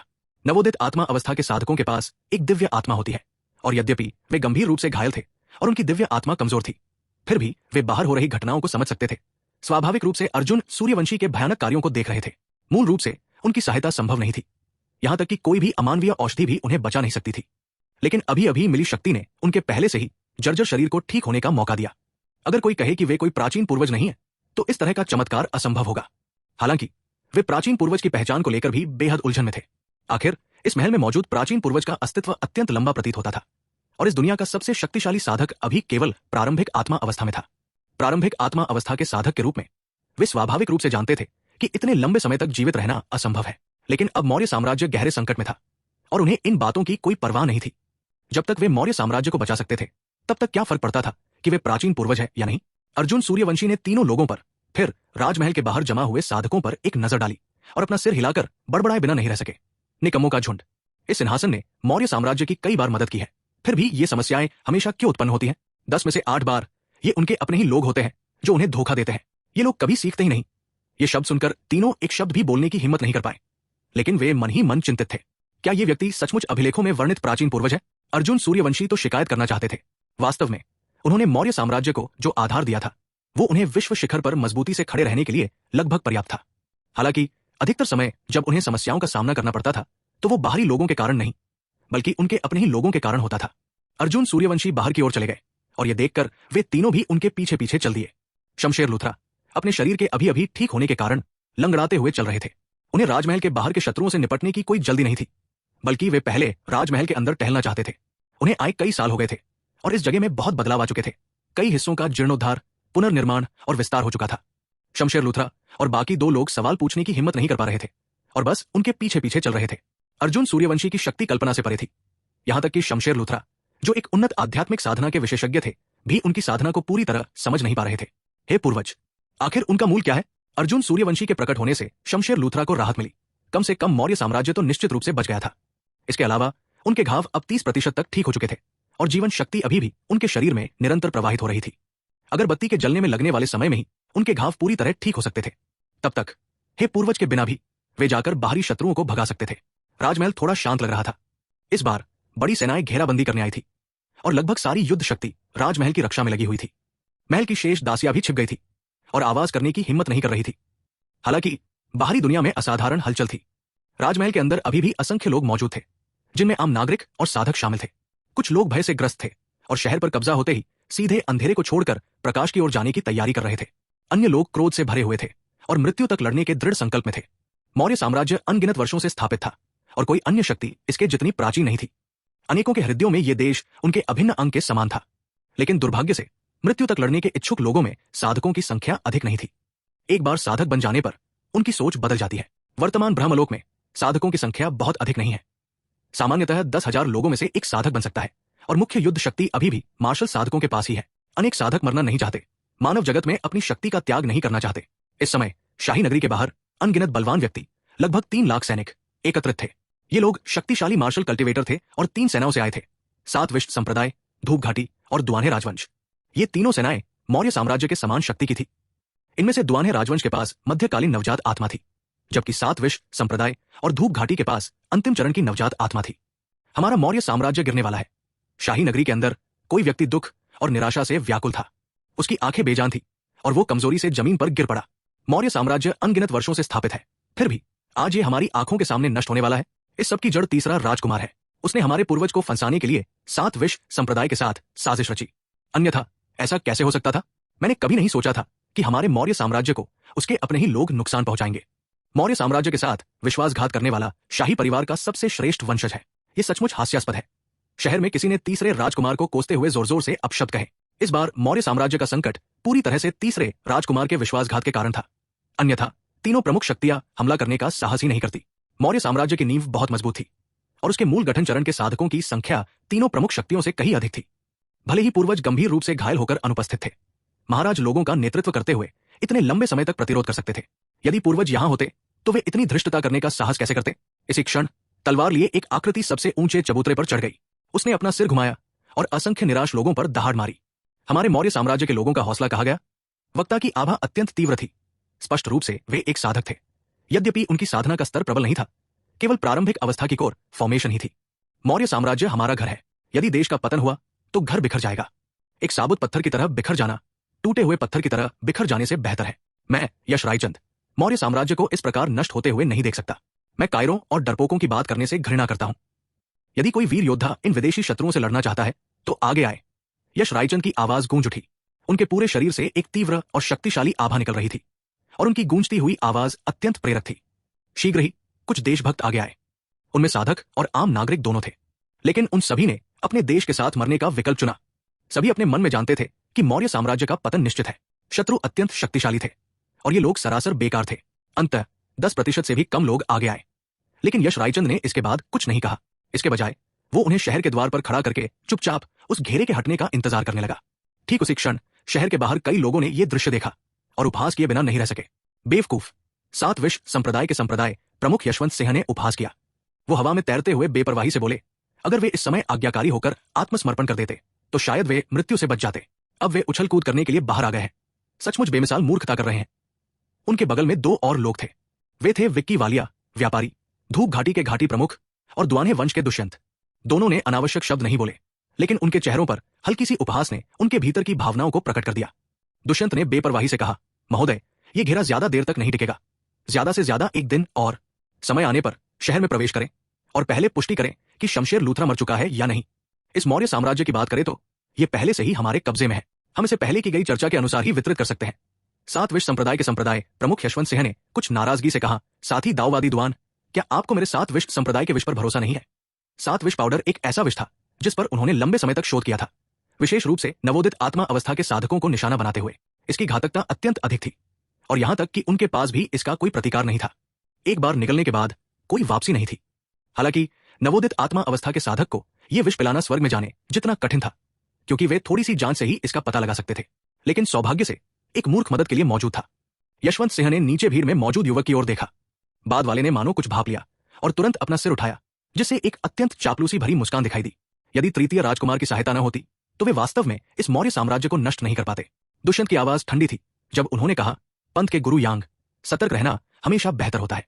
ये शमशेर लूथरा बहुत शक्तिशाली है। अगर वो जिंदा बच निकला तो मुझे डर है कि हमारी तीनों प्रमुख सेनाओं के लिए समय आसान नहीं होगा। यह सुनकर यशवंत सिन्हा चुप हो गए, मानो मौन रूप से इस कथन से सहमत हो गए हों। विनम्र निवेदन, यदि आपको अगला पृष्ठ पर क्लिक करने पर अन्य वेबसाइटों पर रिडायरेक्ट किया जाता है तो कृपया नीचे दिए गए अध्याय त्रुटि या हमसे संपर्क करें का उपयोग करके हमें सूचित करें। हम इसे जल्द से जल्द हल करेंगे। आपकी समझ के लिए धन्यवाद। 358 डाकियान साम्राज्य का विनाश। अदम्य तरीके से आगे बढ़ने वाला तलवारबाज विकी वालिया व्यापारी, हालांकि शाही महल की गहराई में गहराई से देख रहा था। अज्ञात कारणों से उसके भीतर बेचैनी की भावना उठ रही थी। एक क्षण के संकोच के बाद उसने गंभीर भाव से कहा, नहीं, हमें किसी भी अप्रत्याशित परिवर्तन को रोकने के लिए गठन को जल्दी से तोड़ना होगा। यह सुनकर यशवंत सिंह और दूसरे साधक ने थोड़ा माथा सिकोड़ा। अब इस फॉर्मेशन को तोड़ना उनकी अपनी शक्ति की बर्बादी होगी। शाही नगरी विशाल थी और ऐसे फॉर्मेशन को बनाए रखने में निश्चित रूप से बहुत ऊर्जा खर्च होगी, इसलिए यह ज्यादा देर तक टिक नहीं सकता था। सबसे अच्छी रणनीति यही होगी कि फॉर्मेशन के खत्म होने का इंतजार किया जाए और फिर हमला किया जाए। दोनों को हिलते हुए न देखकर विक्की वालिया व्यापारी ने गंभीर स्वर में कहा, मौर्य साम्राज्य की नींव बहुत गहरी है। वे शायद कोई गुप्त तुरुप का पत्ता तैयार कर रहे हों। उन्हें तैयारी का समय देना अपनी ही कब्र खोदने जैसा होगा। साथ ही संप्रदाय प्रमुख यांग, अपने 7 विष पाउडर पर ज्यादा भरोसा न करें। आप मौर्य साम्राज्य की स्थिति को अच्छी तरह जानते हैं। यह बहुत लंबे समय से अस्तित्व में है और अभिलेखों के अनुसार कई बार रहस्यमय शक्तियों के प्रकट होने और संकटों को हल करने में उनकी मदद करने के उदाहरण मिले हैं। यह उतना आसान नहीं है जितना सतह पर दिखता है। विकी वालिया व्यापारी के शब्दों का तुरंत असर हुआ और दोनों के चेहरे गंभीर हो गए। सचमुच ऐसा ही था। मौर्य साम्राज्य सरल नहीं था। इसका अस्तित्व अत्यंत प्राचीन काल से था और इससे बचाव करना आवश्यक था। गहन विचार विमर्श के बाद दोनों ने निर्णय लिया। दुष्यंत ने तुरंत कहा, यह संरचना असाधारण है। साधारण लोग इसे जरा भी नुकसान नहीं पहुंचा सकते। हम तीनों मिलकर इस संरचना को भेदेंगे। तीनों ने एक दूसरे की ओर देखा और फिर सहमति में सिर हिलाया। अगले ही पल उनसे एक भयानक आभा निकली। साधारण मनुष्यों के लिए नवोदित आत्मा अवस्था का साधक किसी अमर से कम नहीं था। तीनों नवोदित आत्मा अवस्था के साधकों ने मिलकर संरचना पर आक्रमण किया, जो बेहद भयावह दृश्य था। राजमहल में कई लोग अपने भीतर के भय को नियंत्रित नहीं कर सके। वे जमीन पर घुटने टेककर बार बार दया की भीख मांगने लगे। उनके भयंकर आक्रमण के लगभग 10 क्षणों के बाद संरचना में दरारें पड़ गई। मौर्य साम्राज्य में अभी भी 2 मूल गठन अवस्था के साधक बचे थे। वे दोनों पिछली भीषण लड़ाई में बच गए थे। तीनों नवजात आत्मा अवस्था के साधकों को पुनः आक्रमण करते देख उनके चेहरों पर निराशा के भाव आ गए। गठन टूटने ही वाला था, अंत निकट था। उनकी आध्यात्मिक शक्ति 30% से भी कम थी और चोटों के कारण उनकी समग्र स्थिति अच्छी नहीं लग रही थी। शहर की दीवार के नीचे यश रायचंद की आंखों में दृढ़ संकल्प था। उन्होंने एक तलवारबाज की तरह लंबी तलवार पकड़ी हुई थी, मानो वे मृत्यु का सामना करने वाले हों। उनके पीछे कई भयभीत लोग थे, लेकिन यश रायचंद को वहां खड़े देखकर उनका भय आधे से अधिक कम हो गया। डरने की क्या बात, सबसे बुरा तो यह होगा कि 18 साल बाद मैं फिर से एक अच्छा इंसान बन जाऊंगा। मैं मौर्य साम्राज्य के साथ जीऊंगा और मरूंगा। क्रोध भरी गर्जनाएं लगातार गूंज रही थी। वे इस तरह से अपना हौसला बढ़ा रहे थे। यश रायचंद ने ऊपर देखा और तीनों नवजात आत्मा अवस्था के साधकों में से एक दुष्यंत को घूरने लगे। तीनों में से वो सबसे कमजोर था और यश रायचंद के पास उसे मारने का एकमात्र मौका था। हालांकि संभावना बहुत कम थी, लेकिन अगर उसे सही मौका मिल जाता तो वो उसे मार सकता था। आज उसने मरने का निश्चय कर लिया था। हालांकि यश रायचंद इतने कष्ट से मरना नहीं चाहता था। वो मरने से पहले दुष्यंत को एक घातक प्रहार देना चाहता था। भले ही वो उसे मार न सके, लेकिन वो उसे ये बात हमेशा याद रखना चाहता था। फॉर्मेशन पर दरारें गहरी होती देख सबने अपनी सांसें थाम ली। महान युद्ध फिर से शुरू होने वाला था, या शायद इसे अब महान युद्ध नहीं बल्कि एक तरफा हार कहा जा सकता था। वर्तमान मौर्य साम्राज्य में अब कोई भी ऐसा नहीं था जो नवजात आत्मा अवस्था के साधक का मुकाबला कर सके। 3 की तो बात ही छोड़िए। शहर के बाहर तीसरे राजकुमार का चेहरा बेहद उत्साहित था। वो ढहते हुए फॉर्मेशन को घूर रहा था। फॉर्मेशन के टूटते ही अपनी सेना को आक्रमण के लिए तैयार कर रहा था। मौर्य साम्राज्य के विनाश तक यशवंत सिन्हा को चैन नहीं मिला। कुछ ही पलों में शहर ढह गया। चमकती ढाल तारों की रोशनी के छोटे छोटे कणों में तब्दील होकर आकाश में विलीन हो गई और तीनों प्रमुख शक्तियों के सामने राजमहल पूरी तरह से प्रकट हो गया। यशवंत सिन्हा मुड़े और दहाड़े, मौर्य साम्राज्य को नष्ट करो। उनकी आवाज गूंजते ही पूरे राजमहल में क्रोध भरी दहाड़े गूंज उठीं। मौर्य साम्राज्य को नष्ट करो, मौर्य साम्राज्य को नष्ट करो। दहाड़ों के साथ साथ लयबद्ध कदमों की आहट और घोड़ों के हिनहिनाने की आवाज भी सुनाई दी और 300,000 सैनिकों की सेना शहर में घुस गई। राजमहल के चारों ओर कई साधक छुपकर देख रहे थे। ये दृश्य देखकर वे सब असहाय होकर सिर हिला रहे थे। मौर्य साम्राज्य सचमुच समाप्त हो गया। हम साधक मौर्य साम्राज्य में पले बढ़े हैं और अब जब राष्ट्र का विनाश हो रहा है, हम बस खड़े होकर देख रहे हैं। हमारा दिल सचमुच बेचैन है। तो क्या हुआ? हम साधक दीर्घायु की साधना करते हैं। मौर्य साम्राज्य के लिए मरना सरासर अनावश्यक है। साथ ही दाऊवादी, आपकी बात तर्कसंगत है। इन पहाड़ों और नदियों ने ही हमें जन्म दिया है। राष्ट्र भले ही नष्ट हो जाए, लेकिन पहाड़ और नदियां बनी रहेंगी। मौर्य साम्राज्य के समाप्त होने पर भी अन्य शक्तियां होंगी। आप में से किसी को भी इतना भारी बोझ उठाने की आवश्यकता नहीं है। कई लोग दुखी थे, जबकि अन्य लोग बिल्कुल उदासीन थे। मौर्य साम्राज्य के पतन से पूरी तरह बेपरवाह, मानो वे सचमुच केवल दर्शक हो। नगर के पतन के बाद यशवंत सिन्हा और अन्य 2 ने एक दूसरे की ओर देखा। उनमें से कोई भी तुरंत राजमहल की ओर नहीं दौड़ा, बल्कि ये देखने के लिए तैयार हो गए कि कहीं कोई अप्रत्याशित घटना न घटित हो। वे सभी धीरे धीरे अपने वर्तमान स्तर तक पहुंचे थे, इसलिए वे स्वाभाविक रूप से अधिक सतर्क थे। मौर्य साम्राज्य की नींव बहुत गहरी थी। हो सकता है कोई गुप्त तुरुप का पत्ता हो। यदि वे जल्दबाजी में राजमहल में प्रवेश करते तो वे किसी जाल में फंस सकते थे। सबसे अच्छा तरीका यह था कि जब तक वे शाही नगर पर पूरी तरह से नियंत्रण न कर लें, तब तक प्रतीक्षा की जाए और फिर उन शौर्य साधकों को शाही महल में भेजकर स्थिति का जायजा लिया जाए। जैसे ही तीनों प्रमुख सेनाओं ने शाही नगर में प्रवेश किया, असली युद्ध शुरू हो गया। मार डालो। शाही नगर में शेष लड़ाकू बल 300,000 सैनिकों की सेना की ओर बढ़े, लेकिन तीनों प्रमुख संप्रदायों के साधकों ने तुरंत उनमें से कई को रोक दिया। साधक बनाम साधक, शौर्य साधक बनाम शौर्य साधक। यश रायचंद की आंखें गहरी थी। वो दूर से नगर द्वार में प्रवेश करते शत्रुओं को देख रहे थे। उनकी पूरी आभा अत्यंत संयमित थी। सब लोग मार डालो। जैसे ही उनकी आवाज गूंजी, यश रायचंद की निगाहें आकाश में दुष्यंत की ओर मुड़ी। अगले ही पल उनकी पूरी आभा अविश्वसनीय रूप से तीव्र हो गई और वे तुरंत अपने मूल स्थान से गायब हो गए, सीधे आकाश में चले गए। यश रायचंद की तलवार केवल तेज और अडिग थी। जैसे ही तलवार म्यान से बाहर निकली, उसका शरीर तेजी से कमजोर पड़ने लगा। इस एक ही वार में उसने अपनी सारी शक्ति और ऊर्जा खर्च कर दी। यश रायचंद अपनी पूरी ताकत लगाकर सबसे शक्तिशाली तलवार चलाना चाहता था। यही उसका सिद्धांत था, झुकने से बेहतर है टूट जाना। जो भी शत्रु उसके रास्ते में आता, या तो वह मरता या फिर दूसरा। नवजात आत्मा अवस्था के साधक होने के कारण दुष्यंत की दैवीय चेतना तीव्र थी और उसने तुरंत कुछ महसूस किया। लेकिन यश रायचंद की गति बहुत तेज थी और अपनी आभा को छुपाए रखने के कारण जब तक दुष्यंत प्रतिक्रिया कर पाता, यश रायचंद उससे 3 मीटर से भी कम दूरी पर पहुंच चुका था। मौत को बुला रहे हो, दुष्यंत ने ताना मारा। एक मामूली प्रारंभिक अवस्था का कोर फॉर्मेशन साधक मुझ पर हमला करने की हिम्मत करता है। उसने अपना हाथ उठाया और सीधे हथेली से वार किया। एक भयानक कंपन फैल गया और आग की झुलसा देने वाली लहरें सब कुछ जलाकर राख कर देने लगी। यश रायचंद का चेहरा निर्भीक था। उसका बचाव करने का कोई इरादा नहीं था। इस तलवार के वार से वो बराबरी का बदला लेना चाहता था। वो आग की लहरों से गुजरा और उसके क्षीण शरीर में कई दरारें पड़ गई, जिनमें नमी का कोई निशान नहीं था। उसके शरीर के कई हिस्सों की त्वचा सीधे छिल गई, जिससे नीचे की सफेद हड्डियां दिखाई देने लगी। काट दो, यश रायचंद ने अपनी पूरी ताकत से दहाड़ा। उसकी आवाज इतनी तेज थी कि उसके हाथ में मौजूद तलवार सीधे नीचे की ओर चली। 359 नष्ट करो। दुष्यंत ने यश रायचंद से इतनी जोरदार लड़ाई की उम्मीद नहीं की थी, लेकिन चूंकि वो उस पर टूट पड़ा था, इसलिए वो अनिच्छा से ही अपना हाथ रोक पाया। पफ, एक तेज आवाज गूंजी, खून के छींटे पड़े और एक कटा हुआ हाथ आसमान से नीचे गिरा। एक चीख फूट पड़ी और दुष्यंत ने अपने खून से लथपथ क्षतविक्षत बाएं हाथ को पकड़ लिया। उसका चेहरा दर्द से विकृत हो गया था। इस समय यश रायचंद में अपनी लंबी तलवार उठाने की ताकत नहीं बची थी। उसकी आंखें बेजान थी और उसका तेज कमजोर पड़ गया था, मानो वो किसी भी क्षण मर सकता हो। उसका पूरा शरीर मानो खुद को संभाल नहीं पा रहा था, सीधे जमीन की ओर गिर रहा था। तुम्हारी हिम्मत कैसे हुई? दर्द भरी चीख के बाद दुष्यंत ने यश रायचंद की ओर देखा। उसका चेहरा अविश्वास से भरा हुआ था। एक मामूली कोर फॉर्मेशन स्टेज के कृपाण साधक ने उसकी रक्षा को तोड़ दिया था। दुष्यंत की रीढ़ में सिहरन दौड़ गई। अगर वो अभी थोड़ा सा भी धीमा होता, अगर उसने अपना सिर थोड़ा सा भी न हिलाया होता, तो क्या वह यश रायचंद के हाथों तुरंत मारा नहीं जाता? हालांकि उस आखिरी वार में किस्मत का भी हाथ था। अगर उसने शुरू से ही इसे गंभीरता से लिया होता तो उसे इतनी चोटें बिल्कुल नहीं लगती। लेकिन यह कहना ही होगा कि यश रायचंद के कृपाण के वार ने सचमुच उसकी जान को खतरा पैदा कर दिया था। दुष्यंत ने यश रायचंद को देखा, जो जमीन पर पड़ा था, जिसकी जान बाल बाल बची थी, और ठंडी आंखों से कहा, क्या यही वो वार था जिसके लिए तुमने अपनी प्राण शक्ति का बलिदान दिया? क्या तुम नहीं जानते कि नवोदित आत्मा अवस्था के साधकों के पास दिव्य आत्मा होती है? यदि तुम दिव्य आत्मा को चोट नहीं पहुंचा सकते तो शारीरिक चोटें तो हानिरहित है। इतना कहते ही उसकी आध्यात्मिक शक्ति उसके शरीर में एकत्रित हुई और तुरंत एक नई भुजा उगाई। नवोदित आत्मा अवस्था के साधकों के लिए सिर और पेट का दंत्यन क्षेत्र घातक होते हैं, लेकिन शरीर के अन्य हिस्सों पर चोटें महत्वहीन होती हैं। यश रायचंद ने अपनी अंतिम शक्ति से हल्की सी मुस्कान बिखेरी। हालांकि उसने कुछ नहीं कहा, फिर भी दुष्यंत को अभूतपूर्व अपमान का अनुभव हुआ। प्रारंभिक अवस्था के कोर फॉर्मेशन साधक से घायल होना, यह तो सरासर अपमान था। सबसे महत्वपूर्ण बात यह थी कि वो लगभग मर ही गया था। दुष्यंत की आंखें ठंडी थी।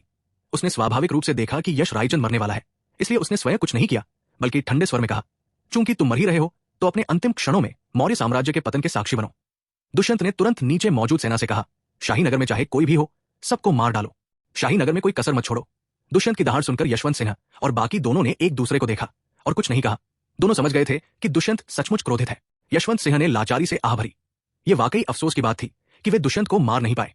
वो अभी अभी करीब था, लेकिन उसने कोई मदद नहीं की। हालांकि वे तीनों सहयोगी थे, लेकिन यह गठबंधन सिर्फ दिखावटी था। अंदर ही अंदर हर कोई दूसरे की मौत चाहता था। आदेश मिलते ही सेना ने तुरंत अंधाधुंध नरसंहार शुरू कर दिया। गिड़गिड़ाहट, गालियां और चीखें लगातार गूंज रही थी। खून से आसमान भर गया, नदियां बन गई और पूरे शाही नगर का दृश्य भयावह था।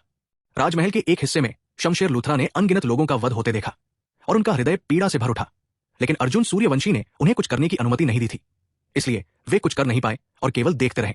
धीरे धीरे जैसे जैसे और अधिक लोग मरते गए, वे अंततः अपने आप को संभाल नहीं पाए और सीधे जमीन पर घुटने टेककर विनती करने लगे, हे परमपिता, कृपया मुझे कुछ करने की अनुमति दें। यदि मौर्य साम्राज्य के प्रति निष्ठाहीन लोग मर जाते तो ठीक है, लेकिन उन्होंने देखा कि बहुत से लोग, ये जानते हुए भी कि वे मरेंगे, मौर्य साम्राज्य का नाम पुकारते हुए बिना किसी हिचकिचाहट के आगे बढ़ रहे थे। शमशेर लूथरा इन लोगों के नरसंहार को स्वीकार नहीं कर सके। अर्जुन सूर्यवंशी ने उनकी ओर एक नजर डाली, फिर मारे गए लोगों को उदासीनता से देखा और शांत स्वर में कहा, क्या तुम जानते हो कि मौर्य साम्राज्य का यह हाल क्यों हुआ? ये सब तुम्हारी वजह से है। तुम्हारी मूर्खता के कारण तुम्हें यह भी एहसास नहीं हुआ कि तुम्हें जहर दिया गया है। एक नवोदित आत्मा अवस्था का साधक इतना मूर्ख कैसे हो सकता है? क्या तुम्हारा दिमाग सचमुच सामान्य है? अर्जुन सूर्यवंशी इस संसार के स्वामी थे, इसलिए वे स्वाभाविक रूप से सभी मामलों की भली भांति जानकारी रखते थे। तुम्हारे इस तरह के घटिया छल में फंसने से भले ही मौर्य साम्राज्य नष्ट हो जाए, तुम ही इसके लिए मुख्य रूप से जिम्मेदार होगे। शमशेर लूथरा को कड़ी फटकार लगाई गई। वे जमीन पर घुटने टेककर बैठ गए। उनका चेहरा दुख से भर गया था। सचमुच इस घटना के लिए वे अपरिहार्य रूप से जिम्मेदार थे। यदि वे थोड़ा भी सावधान होते तो वे इसका शिकार न होते। अर्जुन सूर्यवंशी ने उनकी ओर देखा और आह भरी। मौर्य साम्राज्य सचमुच एक असहनीय अड़ाव, जिसकी सहायता करना असंभव है, था। यह तथ्य कि उन्हें एक ही समस्या का बार बार सामना करना पड़ा, यह दर्शाता है कि उन्होंने रक्त दीक्षा का ठीक से अनुभव नहीं किया था और बहुत आराम से जीवन व्यतीत किया था।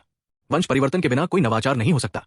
मौर्य साम्राज्य हमेशा अतीत की उपलब्धियों पर निर्भर रहा था, स्थिर रहा था, जो अर्जुन सूर्यवंशी को मंजूर नहीं था। वे मौर्य साम्राज्य की शाश्वत समृद्धि और शक्ति की कामना करते थे। हालांकि मौर्य साम्राज्य हमेशा चरम उत्कर्ष के बाद किसी आपदा का सामना करता था, और इनमें से अधिकांश आपदाएं आंतरिक विश्वासघात के कारण होती थी, जो एक गंभीर समस्या का संकेत थी। अर्जुन सूर्यवंशी ने अपना सिर हिलाया, अपना हाथ थोड़ा ऊपर उठाया और शांत लेकिन ठंडे स्वर में कहा, नष्ट कर दो। पल भर में आकाश और पृथ्वी अचानक बदल गए। बिजली की एक तेज चमक बादलों को चीरती हुई सीधे ऊपर से नीचे गिरी। राजमहल के भीतर अनगिनत आक्रमणकारी शत्रु अपनी जगह पर जम गए। उन्होंने अपने सिर नीचे कर लिए, अपने शरीरों को कांच की तरह बिखरते और विलीन होते हुए देखा। ये क्या है? किसी ने यह सब देखकर हैरानी जताई। उनका चेहरा विस्मय से भर गया। हालांकि यह विस्मय अधिक देर तक नहीं रहा, क्योंकि वे सभी पूरी तरह से नष्ट हो गए। एक भयानक चीख सुनाई दी। तभी यशवंत सिन्हा का चेहरा अत्यधिक भय से भर उठा। उनका निचला शरीर पूरी तरह गायब हो चुका था। आखिर हो क्या रहा है? ये कौन से वरिष्ठ है? कृपया हमारी जान बख्श दीजिए। हमें मौर्य साम्राज्य पर आक्रमण नहीं करना चाहिए था।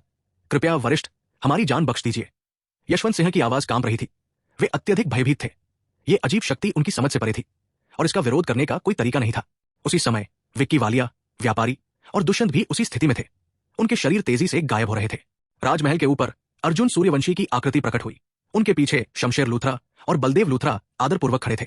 इस क्षण जैसे ही उन्होंने नीचे की भीड़ को लगातार गायब होते देखा, वे भयभीत हो गए। ये किस प्रकार की शक्ति थी? ये वास्तव में इतने सारे लोगों को सीधे नष्ट कर सकती थी। दूर से यशवंत सिंह ने जैसे ही अर्जुन सूर्यवंशी को देखा, मानो उन्हें कुछ एहसास हुआ और उन्होंने तुरंत विनती की, गुरुजी, मेरी जान बख्श दीजिए। दुर्भाग्य से वाक्य पूरा होने से पहले ही उनका शरीर पूरी तरह से गायब हो गया। उसी समय राजधानी में मौजूद सभी आक्रमणकारी शत्रु भी आकाश और पृथ्वी के बीच विलीन हो गए। तीसरे राजकुमार को छोड़कर कोई भी नहीं बचा। आकाश और पृथ्वी में सन्नाटा छा गया। सब लोग स्तब्ध थे। क्या हुआ? उनके सामने घटित हो रहे दृश्यों ने राजधानी के लोगों को स्तब्ध कर दिया। वे पूरी तरह से समझ नहीं पा रहे थे कि अभी अभी क्या हुआ है। लोग कहाँ हैं? राजधानी में सन्नाटा छा गया और शहर के बाहर दूर से देख रहे लोग भी हैरान थे। राजधानी में क्या हुआ था? क्या अभी अभी भयंकर युद्ध नहीं हुआ था? अचानक सन्नाटा क्यों छा गया? 360 शिष्य की भर्ती, लाखों वर्षों की परीक्षा, हर किसी को एक अनहोनी का आभास हो रहा था। हमेशा से यह महसूस होता था कि राजधानी में कुछ बड़ा हुआ है। अर्जुन सूर्यवंशी ने सबकी हैरानी को अनसुना करते हुए सीधे यश रायचंद के पास गए। उनकी हल्की आभा को देखकर उनकी आंखों में चमक आ गई। ये एक अच्छा बालक प्रतीत हुआ। हालांकि उनकी योग्यता बहुत कम थी, फिर भी अर्जुन सूर्यवंशी को उन पर भरोसा था। एकमात्र कमी यह थी कि उन्हें स्वर्णलोक से बाहर नहीं ले जाया जा सकता था। उन्हें केवल यही साधना के लिए छोड़ा जा सकता था। लेकिन इस लोक में साधना की एक ऊपरी सीमा थी और व्यक्ति अधिकतम कुछ हजार वर्षों के बाद मर जाता था। बेशक जीवन काल एक छोटी सी समस्या थी। अर्जुन सूर्यवंशी द्वारा उन्हें अमर श्रेणी की औषधि देना ही उनके जीवन काल को लगभग अनंत बनाने के लिए पर्याप्त होगा। इसी क्षण शमशेर लूथरा ने भी अचानक प्रतिक्रिया दी। उन्होंने तुरंत चिल्लाकर कहा, तीनों प्रमुख शक्तियों ने मेरे मौर्य साम्राज्य पर आक्रमण किया था और अब वे सभी नष्ट हो गए हैं। 3 दिनों में मैं स्वयं तीनों प्रमुख शक्तियों का सफाया करने के लिए एक अभियान का नेतृत्व करूंगा। पल भर में पहले से ही स्तब्ध भीड़ ने तुरंत प्रतिक्रिया दी। उन्होंने सिर घुमाकर देखा और जब उन्हें शमशेर लूथरा दिखाई दिए तो तुरंत हलचल मच गई। ये तो परमपिता है। मुझे पता था कि वे ठीक होंगे। भगवान मेरे मौर्य साम्राज्य को आशीर्वाद दें। परमपिता ने इन विदेशी शत्रुओं का नाश किया होगा। उनके यहां होने से हमारा मौर्य साम्राज्य निश्चित रूप से सुरक्षित रहेगा। कई आम लोग इतने उत्साहित थे कि उनकी आंखों में आंसू आ गए। हालांकि कई साधक गंभीर दिख रहे थे। वे अपने मन में अच्छी तरह जानते थे कि अभी अभी जिसने ये कार्य किया है वो निश्चित रूप से शमशेर लूथरा नहीं है, वो कोई और है। तुरंत बाद वे सभी अर्जुन सूर्यवंशी की ओर देखने लगे। सबके चेहरे पर अत्यधिक भय था। ये कौन था? शाही परिवार का कोई सदस्य? मौर्य साम्राज्य को इतना शक्तिशाली व्यक्ति कब मिल गया? इस दुनिया में एक नवोदित आत्मा स्तर का साधक भी अविश्वसनीय रूप से शक्तिशाली होता है। फिर भी 3 नवोदित आत्मा स्तर के साधकों के पास उनके हाथों में प्रतिरोध करने की शक्ति नहीं थी। तीनों प्रमुख शक्तियों के नवजात आत्मा स्तर के साधकों के मारे जाने के साथ ही संपूर्ण स्थिति में एक अभूतपूर्व उलटफेर हो गया। मौर्य साम्राज्य में अभी भी कई मूल गठन स्तर के साधक मौजूद थे, लेकिन वे सभी पहले से ही युद्ध का अवलोकन कर रहे थे और इसमें शामिल नहीं होना चाहते थे। अब अचानक आए इस परिवर्तन के कारण ये मूल गठन स्तर के साधक आह्वान का जवाब देने लगे और तीनों प्रमुख शक्तियों को घेरकर दबाने के लिए एकजुट हो गए। मात्र 5 दिनों में तीनों प्रमुख शक्तियों के मूल गठन स्तर के साधकों का लगभग पूर्णतः नरसंहार हो गया। यद्यपि मौर्य साम्राज्य उन्हें पूरी तरह से नष्ट नहीं कर सका, फिर भी तीनों प्रमुख शक्तियां नाम मात्र की रह गई। शमशेर लूथरा ने तीनों प्रमुख शक्तियों के क्षेत्रों पर कब्जा नहीं किया। उनके लिए अब उनका क्षेत्र पहले से ही पर्याप्त विशाल था और अधिक क्षेत्र पर कब्जा करने से शासन करना और भी कठिन हो जाता। स्वर्णलोक में स्थित अन्य नवजात आत्मा स्तर की शक्तियों ने भी सद्भावना प्रदर्शित करने के लिए मौर्य साम्राज्य में लोगों को भेजा। इस दौरान बाहर अफवाहें फैल रही थी कि मौर्य साम्राज्य को बचाने वाला एक ऐसा शक्तिशाली व्यक्ति था जिसने न केवल शमशेर लूथरा को चोटों से उबरने में मदद की, बल्कि तीनों प्रमुख शक्तियों के महाशक्तियों का भी आसानी से सफाया कर दिया। हालांकि लोगों को यह पता नहीं था कि यह बात सच है या झूठ। फिर भी उन्होंने मौर्य साम्राज्य के रहस्य और शक्ति को देखा। इतने लंबे समय तक इस दुनिया में अपनी जगह बनाए रखने के लिए उनके तुरुप के पत्ते वाकई विस्मयकारी थे। राजधानी, राजमहल, तीर्थस्थल, अर्जुन सूर्यवंशी सबसे ऊपर बैठे थे और नीचे यश रायचंद को आलस्य से देख रहे थे। तुम्हारी चोटें ठीक हो गई हैं। क्या तुमने इस बारे में सोच विचार किया? यश रायचंद भी जानते थे कि ऊपर बैठा व्यक्ति एक अत्यंत शक्तिशाली व्यक्ति था। यहां तक कि पूर्वज जैसे नवजात आत्मा अवस्था के शक्तिशाली व्यक्ति को भी सम्मान करना पड़ता था। बिना किसी संकोच के उन्होंने सीधे अर्जुन सूर्यवंशी के सामने घुटने टेक दिए, प्रणाम किया और प्रणाम किया। शिष्य यश रायचंद, गुरु को प्रणाम। उनके चेहरे पर दृढ़ भाव थे और आवाज बुलंद और स्पष्ट थी। अर्जुन सूर्यवंशी ने हाथ उठाकर थाइना हांडा श्याओ संप्रदाय का पहचान चिन्ह और एक स्थानिक वलय फेंका और फिर कहा, अब से तुम मेरे आकाश गंगा संप्रदाय के नामधारी शिष्य हो। इस स्थानिक वलय में दीर्घायु की गोली है। इसे लेने के बाद तुम लगभग अमर हो जाओगे। मेरे जाने के बाद तुम महान कियान राजवंश की रक्षा करोगे। यदि तुम 10 लाख वर्षों तक इसकी रक्षा कर सको तो तुम परीक्षा उत्तीर्ण कर लोगे और मेरे आकाश गंगा संप्रदाय के चौथे शिष्य बन जाओगे। अर्जुन सूर्यवंशी के शब्दों ने तुरंत हजारों लहरें उठा दी। यश रायचंद का चेहरा सदमे और आश्चर्य से भर गया। मैंने क्या सुना? दीर्घायु की गोली, इसे लेने के बाद अमर जीवन प्राप्त होता है और 10 लाख वर्षों तक रक्षा की जा सकती है। 10 लाख वर्ष? उनके लिए तो 10 लाख वर्ष ही नहीं, 1000 वर्ष भी बहुत लंबा समय था। लेकिन अर्जुन सूर्यवंशी ने इतनी सहजता से 10 लाख वर्षों की बात कर दी। और ये आकाश गंगा संप्रदाय, इसके बारे में उसने पहले कभी क्यों नहीं सुना था? कुछ देर तक हैरान रहने के बाद यश रायचंद ने पूछा, गुरुजी, इस शिष्य ने थिना हांडक्स्याओ संप्रदाय के बारे में पहले कभी क्यों नहीं सुना? उसकी जड़ें मौर्य साम्राज्य में थी, लेकिन इन वर्षों में अनुभव के लिए उसने दूर दूर तक यात्रा की थी और बहुत कुछ देखा था। फिर भी यश रायचंद ने इस आकाश गंगा संप्रदाय के बारे में कभी नहीं सुना था। अर्जुन सूर्यवंशी ने हल्की मुस्कान के साथ कहा, भविष्य में तुम्हें थिना हांडक्स्याओ संप्रदाय को देखने का अवसर मिलेगा, लेकिन वहां बहुत कम लोग हैं। तुम्हें मिलाकर कुल मिलाकर केवल 3 ही है। तुमसे पहले 3 वरिष्ठ भाई बहन हैं, केवल 3 लोग। यश रायचंद एक पल के लिए स्तब्ध रह गया, लेकिन उसने जल्दी ही इस बात को स्वीकार कर लिया। अगर केवल 3 ही लोग हैं तो इसमें कोई आश्चर्य की बात नहीं है कि उसने इसके बारे में नहीं सुना था। ऐसा संप्रदाय अवश्य ही एक शक्तिशाली गुप्त संप्रदाय होगा, है ना? अर्जुन सूर्यवंशी ने उसके इन छोटे मोटे विचारों को नजरअंदाज कर दिया। कुछ निर्देश देने के बाद यश रायचंद ने शाही महल छोड़ दिया और स्वर्णलोक की यात्रा शुरू कर दी। उन्होंने अर्जुन सूर्यवंशी द्वारा दिए गए उस स्थानिक वलय को देखते हुए गहरी सांस ली, जिसमें न केवल दीर्घायु फल बल्कि कई अन्य संसाधन भी थे। उनके चेहरे पर थोड़ी उत्तेजना थी। हालांकि उन्हें थिना हांडाश्याओ संप्रदाय की उत्पत्ति के बारे में पूरी जानकारी नहीं थी, लेकिन अब वो अत्यंत शक्तिशाली प्रतीत हो रहा था। चूंकि स्वर्ग ने मुझे ये अवसर दिया है, इसलिए मुझे इसका पूरा लाभ उठाना चाहिए। वास्तव में यश रायचंद ने अर्जुन सूर्यवंशी और थिना हांडाश्याओ संप्रदाय के बारे में एक अनुमान लगा लिया था। शायद वे अमर थे। केवल यही कारण हो सकता है कि अर्जुन सूर्यवंशी इतने शक्तिशाली थे और 10 लाख वर्षों तक जीवित रह सकते थे। दीर्घायु फल ग्रहण करने के बाद यश रायचंद को कोई विशेष अनुभूति नहीं हुई, लेकिन उन्होंने इस पर ज्यादा ध्यान नहीं दिया और इसके बजाय अपने तलवार साधना पर ध्यान केंद्रित करने लगे। कुछ समय बाद बलदेव लूथरा ने उन्हें सेनापति नियुक्त कर दिया। हालांकि उनके पास कोई ठोस शक्ति नहीं थी, फिर भी उनकी उपाधि बहुत प्रभावशाली थी। अर्जुन सूर्यवंशी मौर्य साम्राज्य में कभी प्रकट नहीं हुए। 1000 वर्ष पलक झपकते ही बीत गए। इस दौरान यश रायचंद की साधना प्रारंभिक अवस्था से नवजात आत्मा की पूर्णता तक पहुंच गई और वे मौर्य साम्राज्य के महान सेनापति बन गए। संपूर्ण मौर्य साम्राज्य भी अभूतपूर्व रूप से शक्तिशाली हो गया।